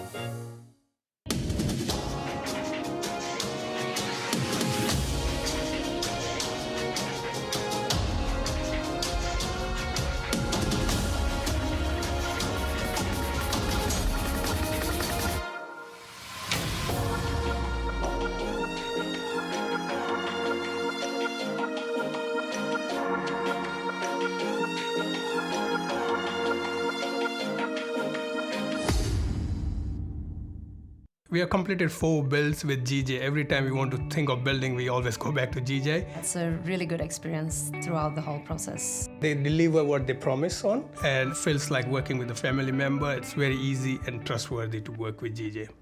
Stop paying the waiting tax. The money you could miss out on by delaying the start of your investment journey. Up your tempo with Tempo, the guided investment app that helps you get started. Don't delay because you don't think you have enough time, money, or know-how. All you need is a goal, and our guidance will help with the rest. Plus, this month, get a guaranteed $10 Kickstarter and the chance to win $1,000. Download Tempo now. Luke Combs, Morgan Wallen, Kaylee Bell, Jelly Roll, Megan Moroney, Chris Stapleton. All the country stars have come to play on the all-new iHeart Country NZ. Your new home for country is iHeart Country NZ. Welcome back. You're watching Herald Now. It's 24 minutes after 8 on your Tuesday morning. Great to have your company. We'll get to some of your feedback shortly. First, though, our panel this morning, former Auckland Mayor, former Labour leader Phil Goff is with us at the desk. Good morning. Good morning. Sarah Henry's here as well, our media editor and director. Did I get your job title right this time? You did. Well done. Finally, I'll stop attributing the entire company to you. Thank you. Good. So, Phil, I'll start with you on the capital gains tax. Looks like it was going to be leaked, or there was talk it might be leaked. So they've come out with this capital gains tax. Yeah. Now, I was with you on the campaign trail back in 2011. You were too. A little bit younger than a little bit younger. So were you. But it was you were 15% on. You know, it was the comprehensive. It was businesses. It was shares. Everything. Right. Yeah. They've gone very narrow here. Very narrow. Yeah, I think probably wisely politically. I'm in favour of capital gains tax. It's fair. Why should I, if I sell a property I own, I get, say, $1 million for it, I pay no tax on it, but every dollar I earn as a wage and salary earner, I pay tax on. So it's fair to have a capital gains tax. And it also will take some of the heat, when the property market recovers, it'll take some of the heat out of speculation. And then the bonus that the Labor Party is talking about now is that it pays for the rising costs of healthcare. So for all of those reasons, I think it's good. But keeping it narrow doesn't frighten the horses. And I think that's a smart political thing to do. I was listening to Nicola Willis this morning trying to say how wide it was. And the interviewer was just laughing at it, basically, because it's not wide. It's quite narrow, but it's important what they're offering. But I guess people worry it's a first step, right? You go, once you turn the tap on, the floodgates open. Yeah, I mean, 100% is fundamentally this move. I'm not opposed to. No one wants to pay any more tax, but I think this move is inevitable. Yeah. We need some cash coming into the coffers. This is a good start, but I worry where we're going to end up. Right, once it becomes normalised, and remember, we're talking. This is not going to kick until 2027. And there's a lot of time for people to get used to that. Once they're there, what's the next part? What's the next part? What's the next part? But it's not unusual. I mean, every country in the OECD has it. Yeah. Well, we have the bright line test. Yeah. But the OECD has been saying we should do this, as did the former Secretary of Treasury. She said one of the most important things any new government needs to do is to make a more equitable tax system by having tax across the board. OECD saying the same thing. You want to stop people speculating on property and put their money into more worthwhile things, you know, in terms of creating growth and jobs. You need a capital gains tax. That's why every Western country has one. And I think it would be more palatable for people than personal tax increases, right? So if you are successful and you're choosing to invest in these things and these things, you're going to pay a premium on that.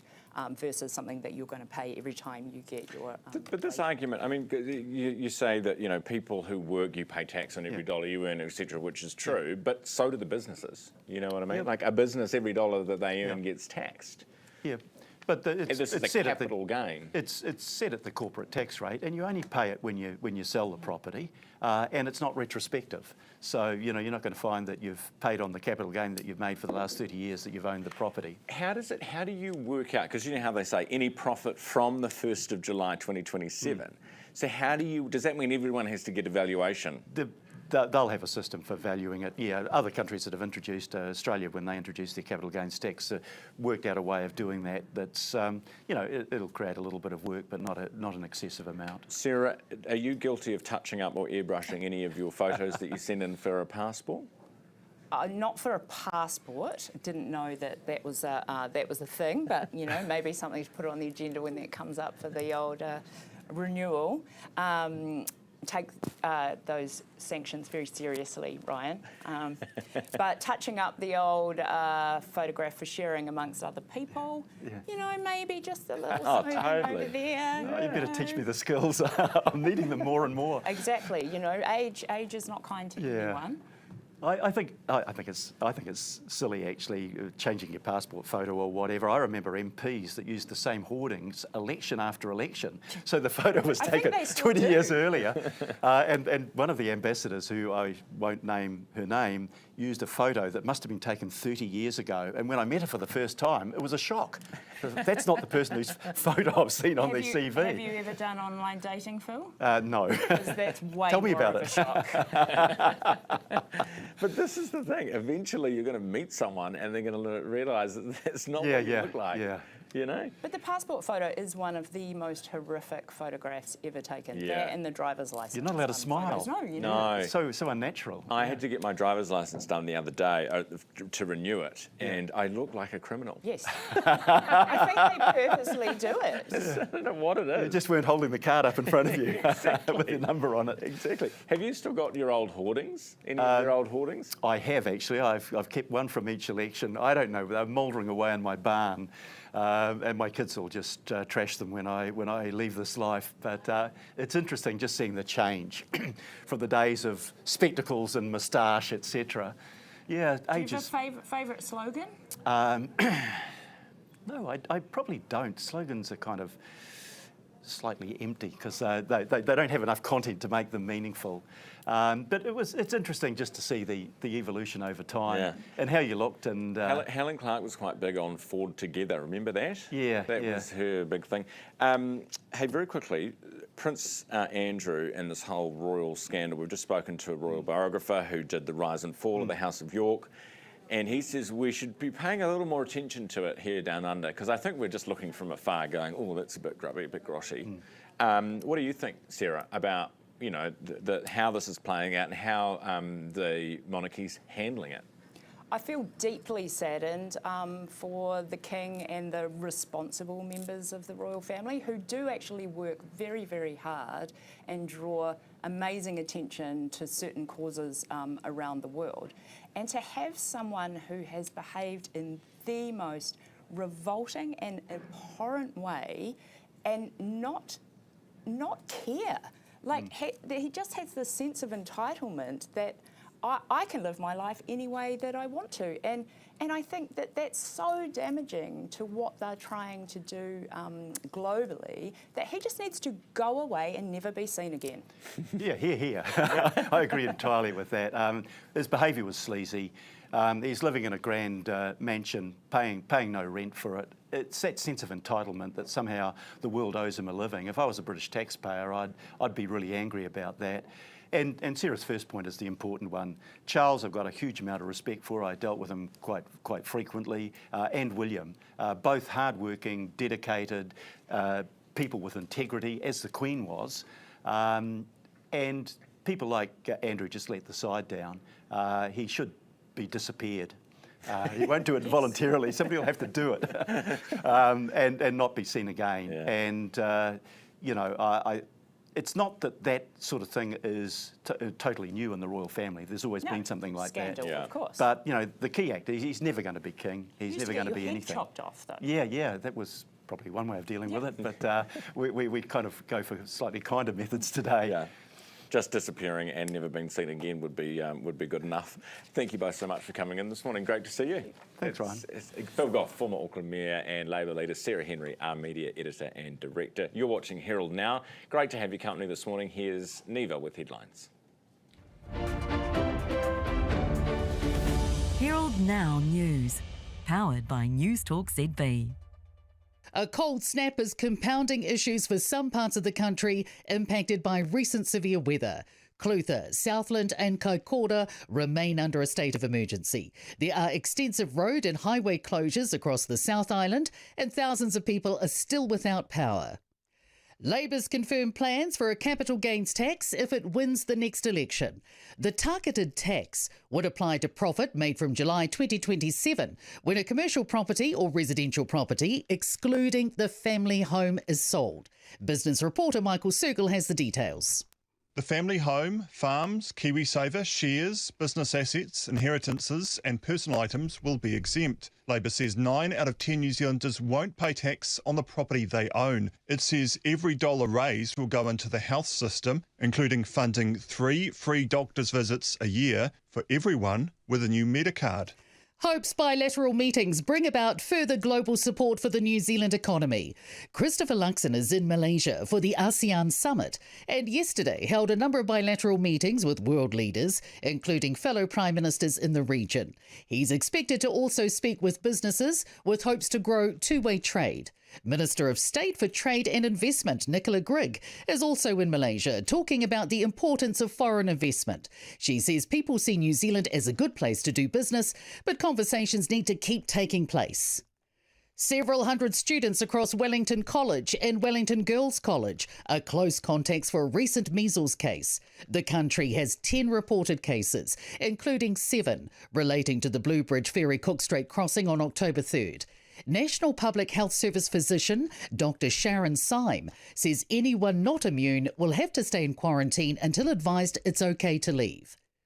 Government ministers aren't ruling out shutting Gloria Vale down. A recent Herald investigations uncovered allegations of child suffocation relating to a hand-on-mouth technique used by parents to stop crying. Now briefings obtained under the Official Information Act show a group of 10 ministers has been set up to respond to ongoing issues. Group leader Louise Upston says Oranga Tamariki, police and health officials are monitoring the West Coast religious community. She says there's a significant presence on the ground and sharing of information that will be stepped through very carefully. News that the government pocketed $700,000 from a person without a will has sparked renewed calls for Kiwis to think about their wishes. The sum came from a person with no will or locatable next of kin. Roughly half of adults don't have a will. Herald Now Sport, brought to you by Gold Sport. Liam Lawson's Formula One future is set to idle for another month. Red Bull have reportedly pushed their driver selection timeline until after the Qatar Grand Prix on December 1st to focus on Max Verstappen's bid for the title. Cycling's Tour of Southland has been postponed due to a weather-enforced state of emergency in the region. The 69th edition was set to start on Sunday. Indian cricketer Shreyas Iyer has suffered a lacerated spleen. He's in a Sydney hospital after falling awkwardly to take a catch in the third one-day international against Australia. Herald Now Weather, brought to you by You Do It Kitchens.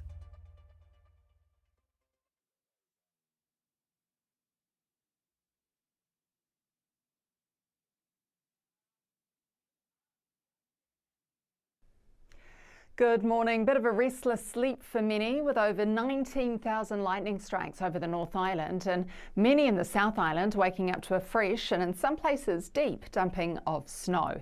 Now that snow will continue this morning, but most of the watches and warnings are expiring. The heavy rain for the eastern ranges of Bay of Plenty will take a little longer to clear, the warning ending this afternoon at 4. So Tuesday in the lower south, still the odd shower around, some sleety or snowy this morning for Queenstown and Gore. Strong sou'westers this afternoon for Invercargill. There are still a few showers around for the upper half of the island with sou'westerlies. The wind does swing back to nor'west from Christchurch south tonight, but it's cold, high of only 10 for Christchurch. Now, thunderstorms might return this afternoon for Taranaki and Taumaranui. There is rain on and off all day for everyone, with strong west and nor'westers. Wellington, you'll have southerlies. The rain does continue for all here. There could still be heavy falls and thunderstorms pretty much everywhere except in Hawke's Bay. Winds shift around a little but should mostly end up from the southwest. And still a lot of rain around for the upper north, but the rain will ease to showers this afternoon. Winds are strong though, nor'westers turning sou'west this afternoon. 22 minutes away from 9 o'clock. Good to have your company this morning. How good's a long weekend for a sleep-in? Hopefully you got a sleep-in at the weekend.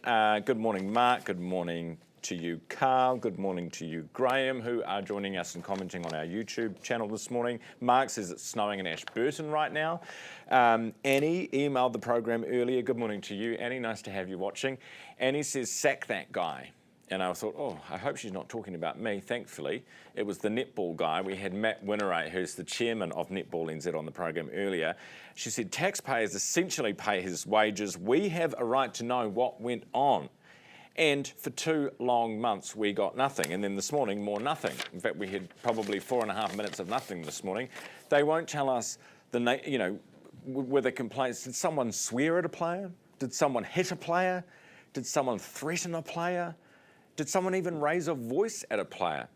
No answer, no answer, no answer, no answer.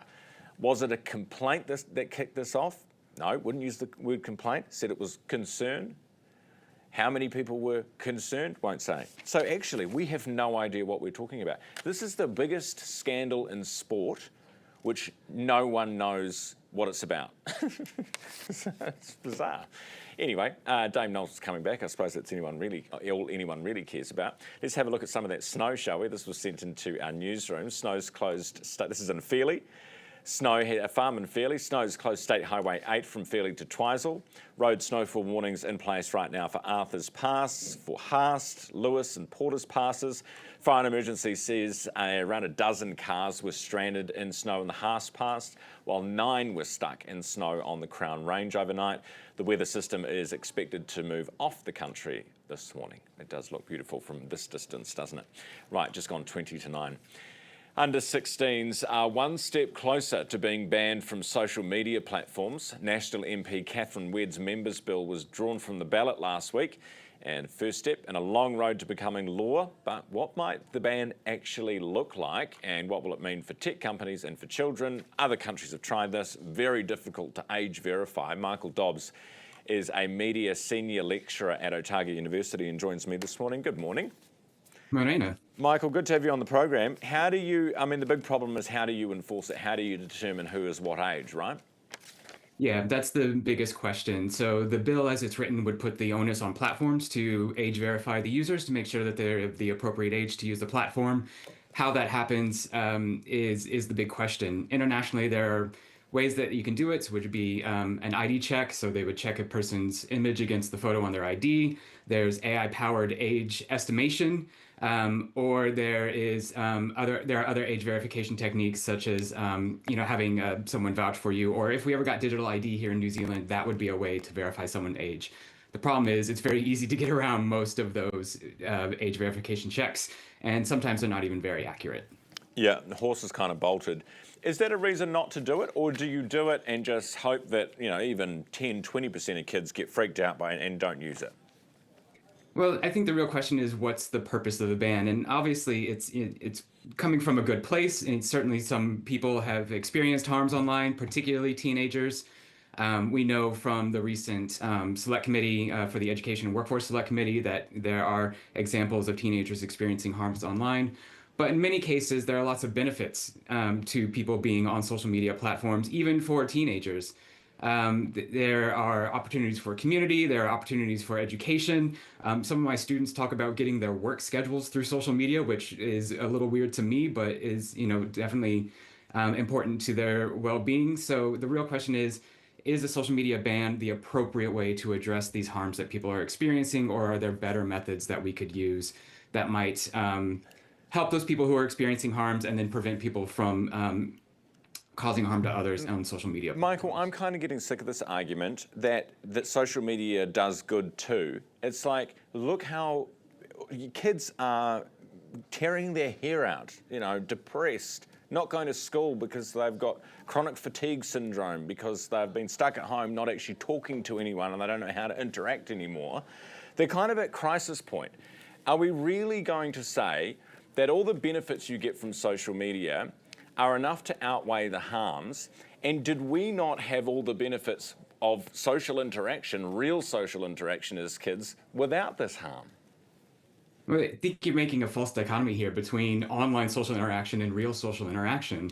Online interaction is real for a number of these students. And yes, there are tons of anecdotal stories of teenagers experiencing real harm online. And I don't want to marginalize or minimize that in the slightest. But if you look at a number of research studies that look into the kinds of harms that people are experiencing, there are a number of factors contributing to students' well-being, to teenagers' well-being, to teenagers' mental health. And social media is a part of that, but it's a small part of that. And there are loads of other factors, including global financial crises, the COVID pandemic, that are also contributing to the kinds of anxiety and harms and depression that teenagers and youth are experiencing today. Over 25%, I had an email in my inbox this morning from the Mental Health Foundation. They're running a campaign and it's about youth mental health. And they sent me this thing. Over 25% of young people experience moderate to severe mental health challenges. So, and this is going up and going up and going up and going up every year. When you say that we can put some of this down to COVID, what about COVID was it? Was it not the physical social isolation, and therefore, which social media encourages by its very definition, doesn't it? It actually doesn't encourage physical isolation. Most people who engage with others on social media platforms do so to stay in contact with friends and family that they already know. So this idea that social media is a replacement for in-person interaction is kind of a misnomer. It's actually a supplement to in-person interaction, or a way to stay in contact with people that we are physically separated from anyway because of geographic distance. Michael, interesting stuff. I appreciate your coming on the program this morning, talking to us about it. Thank you. My pleasure. Have a good morning. You too. That's Michael Dobbs, who's a media senior lecturer at Otago University. Time now is 8:45. Lonely Planet has released its best in travel for 2026. So did New Zealand make the cut? That's all we really care about, isn't it? Lorna Riley, Trip Notes podcast host, is with me this morning. Hey, Lorna. Good morning. Good to see you. It's that time of year when they're handing out travel awards like Halloween lollies, right? But Lonely Planet's put out a new book and it features 25 must-visit destinations for 2026 and also 25 must-do experiences. And New Zealand has a destination in the top 25, but surprise, it is not Queenstown. It's actually the entire North Island. We've been named one of the best places in the world, and they've particularly singled out our Māori tourism operators, which is kind of cool. And in the top experiences, we also have an entry, and that is the Wairarapa for stargazing, food and wine experiences, which if you've ever been there, you'll know it's amazing. It is the biggest dark sky destination in the country. We don't tend to think of the stars when we think of Wairarapa, unless we're thinking of vineyards, but yeah, they have come out on top. Also included in Australia, you've got Melbourne for its exciting food scene. There's no surprises there. And the Bathing Trail in Victoria is apparently worth a walk. So you can check out the full list, lonelyplanet.com, or go old school and pick up the book. Brilliant. Wairarapa, I've got family that live there. And so every time we go there, it's normally dark by the time we arrive off the plane, and you look up, and it's you're gobsmacked. It's amazing. So I'm very happy to see them up there. Europe is about to get a double-decker trains. Yeah, this is pretty exciting. I love train travel. We don't do a lot of it in New Zealand, but in Europe it's absolutely huge. So these are double-decker trains that essentially are going to obviously double the number of passengers they can move around without adding extra tracks, which is fantastic. So leading the charge is Germany's Deutsche Bahn. They've got futuristic double-deckers that can go up to 230 k's an hour, so you can link Berlin to Frankfurt to Munich to Amsterdam to Brussels to Paris. Pretty amazing experience. They've got those floor-to-ceiling panoramic windows, you've got Wi-Fi, you've got wide seats, you've got meals served to your seat in first class. If you're there, they're going to add Austria and Denmark next year as well, which is pretty cool. And the UK is also joining the high-speed party. They're a little bit behind. So they're going to have double-decker Eurostars by 2031. So that will connect London to continental Europe. So no more waiting at Heathrow, no more baggage problems, a much smaller carbon footprint as well. So this is a real game changer, I think. It makes sense. Is there a limit on how high you can go? I think they're only talking 2 stories. I don't think they're talking like moving skyscrapers. But hey, you never know. You just need bigger tunnels, don't you? That's the only problem. Finally this morning, there's a new hike that's being introduced with, wait for it, a beer garden at the end of it. Yeah, I thought we'd finish with a bit of fun. So New Zealand's great walks, we all know they book out months in advance. Hundreds of people miss out. So a beer brand has seen an opportunity to offer something different, a walk that's easier to access and arguably more rewarding to finish. So it's the Export Great Walk, 6 k's, trekking through the stunning coastline in Pahi, Coromandel. And instead of bunk beds and dehydrated meals at the end, yeah, you get a beer garden overlooking the ocean. There's beach chairs, umbrellas and lawn games. Transport there and back is included from Auckland by bus and helicopter, would you believe? Refreshments included, $60 a ticket. Wow. Just incredible. But it is a one-off only, the 15th of November, and remaining tickets go on sale tomorrow morning at 9 a.m. at db.co.nz. So I would imagine they are going to go like hotcakes. Oh, they certainly will. Isn't it great when you get, I did the Lake Dunstan cycle trail around the lake, and I don't know whether you've done it, but halfway through there's a burger stop. You can get a beer and a burger. And it just tastes so good. Yeah, I've done a cycle trail in Queenstown that involved a lot of vineyards as well. So yeah, I love the combination. Great combo, love it. Good to see you, Lorna. Thanks so much for coming in this morning. That's Lorna Riley, Trip Notes podcast host. Right, it is 11 minutes away from 9 and you're watching Herald Now. Coming up next, if you like cake and puppies, then the SPCA has something for you. Then we'll check in with business 2 degrees. Stay tuned. I'm Scott, and I'm a knife maker. I make knives from my workshop at home in West Auckland. Yeah, my previous life, I was a chef. Did that for 25 years. But I had this knife making thing that I was doing and had been doing for some time. And so that transition from finishing that 25-year career and taking the plunge into full-time knife maker, I had been building up to that, but I still had to take a leap. Oh, No Lemming Tech Solutions experts. Here to set up your new smart TV. Oh, goody. We're a family of 4, so we need it done perfect. Too high. Too low. Just right. Of course, we can assess your Wi-Fi network and run a speed test. And now check out these features. This is how you get to streaming. We love streams. Nobody has supreme knowledge of home TV setup like No Lemming. Maximising productivity, what have you got? Oh, well, if we switch to 2 degrees, with Flex for Business, we can instantly manage data usage, employee mobile plans, and cost centre reporting, saving us time and money. Cool. I'll get onto that then.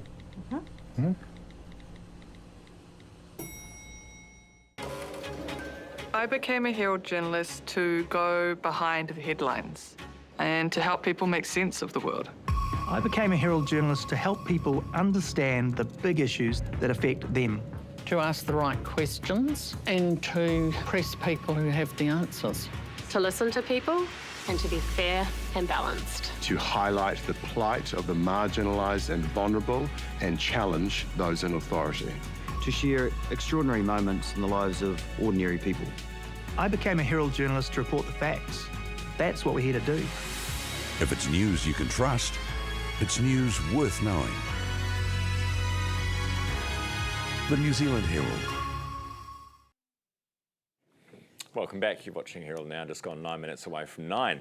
SPCA's annual Cupcake Day is tomorrow, and they're calling on all bakers and sweet toothers to take part, primarily funded by the public. The SPCA says every bite will count. Eleanor Birch is SPCA Events and Fundraising Manager joining me now. Hey Eleanor, how are you?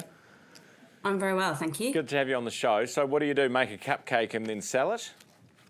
Yes, pretty much. It's a very simple concept. So yeah, make a cupcake, set up a stall somewhere, which is what I'll be doing tomorrow if anyone happens to be in Dargaville. So we're outside the SPCA op shop there.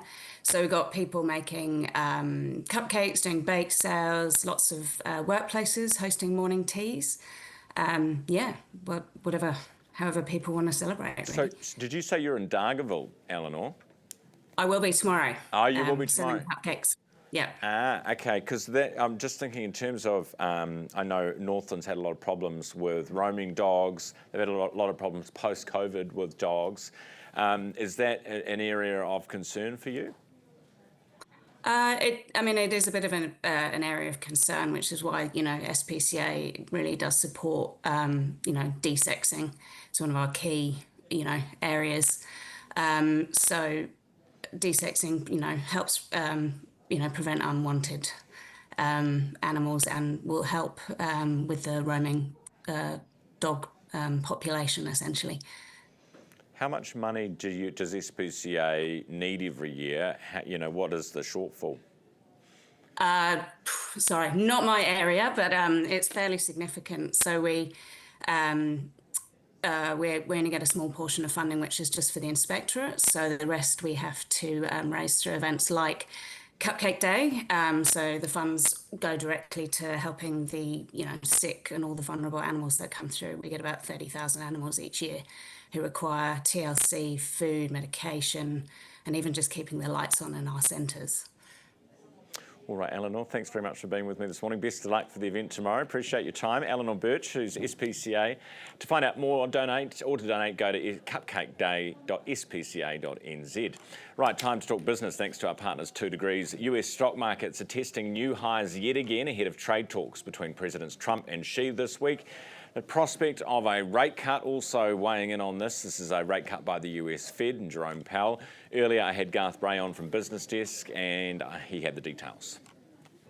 Sounds though like that is calming people's fears that there was going to be a renewed round of trade war part 2. We'd be back where we were in April with threats backwards and forwards. And I think there's probably a bit of certainty settling in from what I'm reading to the idea that it's a lot harder to break your supply chains and shift manufacturing to the US straight away. So there's a bit of realism creeping in there. And obviously there has been this stoush between the rare earth elements that China had on one hand and the 100%, that seems to have faded into the background. That plus that rate cut that you mentioned as well. It's just lifting things. You even saw gold come back quite significantly, although it's still edging over 4,000 US an ounce. So that suggests that some of that safe haven fear is off and that people are looking at a prosperous. The other thing I suppose was the inflation print out of the US on Friday. Would have been late Friday, was a bit lower than expected. So everyone's saying, maybe things aren't so bad. But Trump's heading to Japan first, and he's sitting down with Sanae Takaichi. And, their markets are going gangbusters as well. The Nikkei was up over 50K. Yeah, no, they're all doing well. Yeah, they're all doing a little bit of a question mark there because they've got some trade difficulties to navigate. They still haven't worked out what they're going to spend that $550 billion worth of Japanese investment into the US economy that was promised to get them their 15% tariff deal. And there was a bit of negotiation and talk on the campaign trail when she was campaigning that, maybe we'll wind that back. So that could be a little wrinkle when the two of them meet. Yeah, right. Yeah. This is their new Prime Minister, the first female Prime Minister of Japan. Yeah. She plays the drums. Doubling defence spending. And she's a China hawk, so look out there. Now, also this morning, Garth, this AI, I saw this story yesterday, fascinating. AI in emergency departments, I reckon it's going to do wonders. Well, this is interesting, right? So this is a couple of US firm, which is IMedX, and an Aussie firm, Heidi, have both been given approval since about July to get into Hawke's Bay, into the ED there. And what they found is using this AI scribe that basically just listens while the clinicians are talking with patients and then writes up the notes later. It's cut the after-hours admin by 81%, and it's basically enabled those clinicians to see an extra patient per shift. Wow. So this is good news. I mean, there were, I think, 30 problem submissions of the first month, so not without its teething, but they're obviously confident enough. They're saying this is reducing the cognitive load on our clinicians. Basically, it's taking the stress out of the day, letting them focus on the patients. That's what you want. So they're going to run it out from that ED to, they reckon by the end of next year it'll be all clinical settings. They're buying, I think, 1,000 licences for clinicians and 100 for crisis mental health response teams. Basically, they'll check to make sure the patients are happy with it all being recorded. But this is one of these kind of game changer AI applications that we're talking about that will help cut the drastic problems we've got with workforce shortage. All the back end all the stuff that you've got to stuff. do, the boring stuff. Yeah. Because presumably, even though there are errors, as you said, with the AI, there would have been errors with the human. Have you ever tried to read a handwritten- doctor's handwriting? I have. Ever tried to read your own handwriting? That's even harder. Hey, IKEA, so big furniture store coming here, and they're buying up a lot of forests. Yeah, they had north of $500 million worth of farm and forestry land already in their pockets, and we've got sort of some news of a deal. It could be worth about $130 million to buy about 13,000 hectares of Northland forests. Now, they're not carbon farming, they say, although they do put, they do track the carbon credits or so on, just for benchmarking. But this is IKEA's investment, Inca, which has, I think, got about 57 billion worth of assets around the world. And basically they're buying them, A, to make money, B, to provide wood for the supply chain for IKEA. So they have, this latest one, this 130, that'd mean they're about 616 million worth of forestry and farmland in New Zealand, and the checkbook's still out, they're still looking. Brilliant. Garth, good to see you as always. That was Garth Bray with Business Desk earlier in the program, thanks to our partners 2 Degrees. Time now is 2 minutes away from 9. Parts of the South Island have woken up to a thick blanket of snow. South Canterbury farmer Murray Bell sent these through this morning. This is Lambrook Farm in Fairlie. So again, another viewer from Fairlie. Murray is feeding his calves, all patiently waiting in the snow for their breakfast, as you can see here. Very hungry they are. Snow has closed State Highway 8 from Fairlie to Twizel. Road snowfall warnings are in place today for Arthur's Pass, for Haast, Lewis and Porter's Passes. Fenn says around a dozen cars were stranded in the snow at Haast Pass. 9 were stuck in the snow on the Crown Range. Weather will move across the country this morning. Right, it is 9 o'clock, which means it is time for news headlines with Neva. Herald NOW News, powered by News Talk ZB.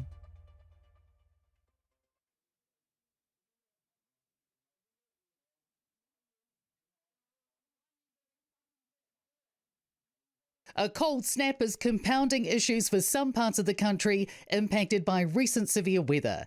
Clutha, Southland and Kaikoura remain under a state of emergency. There are extensive road and highway closures across the South Island, and thousands of people are still without power.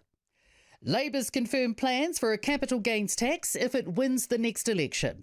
The targeted tax would apply to profit made from July 2027 when a commercial property or residential property, excluding the family home, is sold. Business reporter Michael Circle has the details. The family home, farms, KiwiSaver, shares, business assets, inheritances and personal items will be exempt. Labor says 9 out of 10 New Zealanders won't pay tax on the property they own. It says every dollar raised will go into the health system, including funding 3 free doctor's visits a year for everyone with a new Medicard. Hope's bilateral meetings bring about further global support for the New Zealand economy.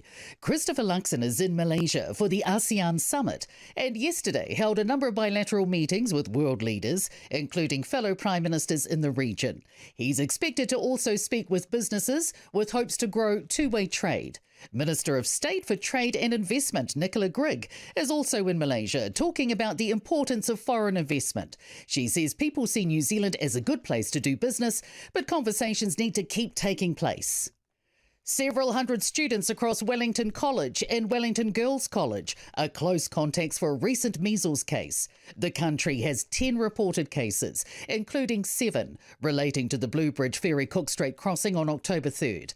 National Public Health Service physician Dr. Sharon Syme says anyone not immune will have to stay in quarantine until advised it's okay to leave. Government ministers aren't ruling out shutting Gloria Vale down. A recent Herald investigations uncovered allegations of child suffocation relating to a hand-on-mouth technique used by parents to stop crying. Now briefings obtained under the Official Information Act show a group of 10 ministers has been set up to respond to ongoing issues. Group leader Louise Upston says Oranga Tamariki, police and health officials are monitoring the West Coast religious community. She says there's a significant presence on the ground and sharing of information that will be stepped through very carefully. News that the government pocketed $700,000 from a person without a will has sparked renewed calls for Kiwis to think about their wishes. The sum came from a person with no will or locatable next of kin. Roughly half of adults don't have a will. Herald Now Sport, brought to you by Gold Sport.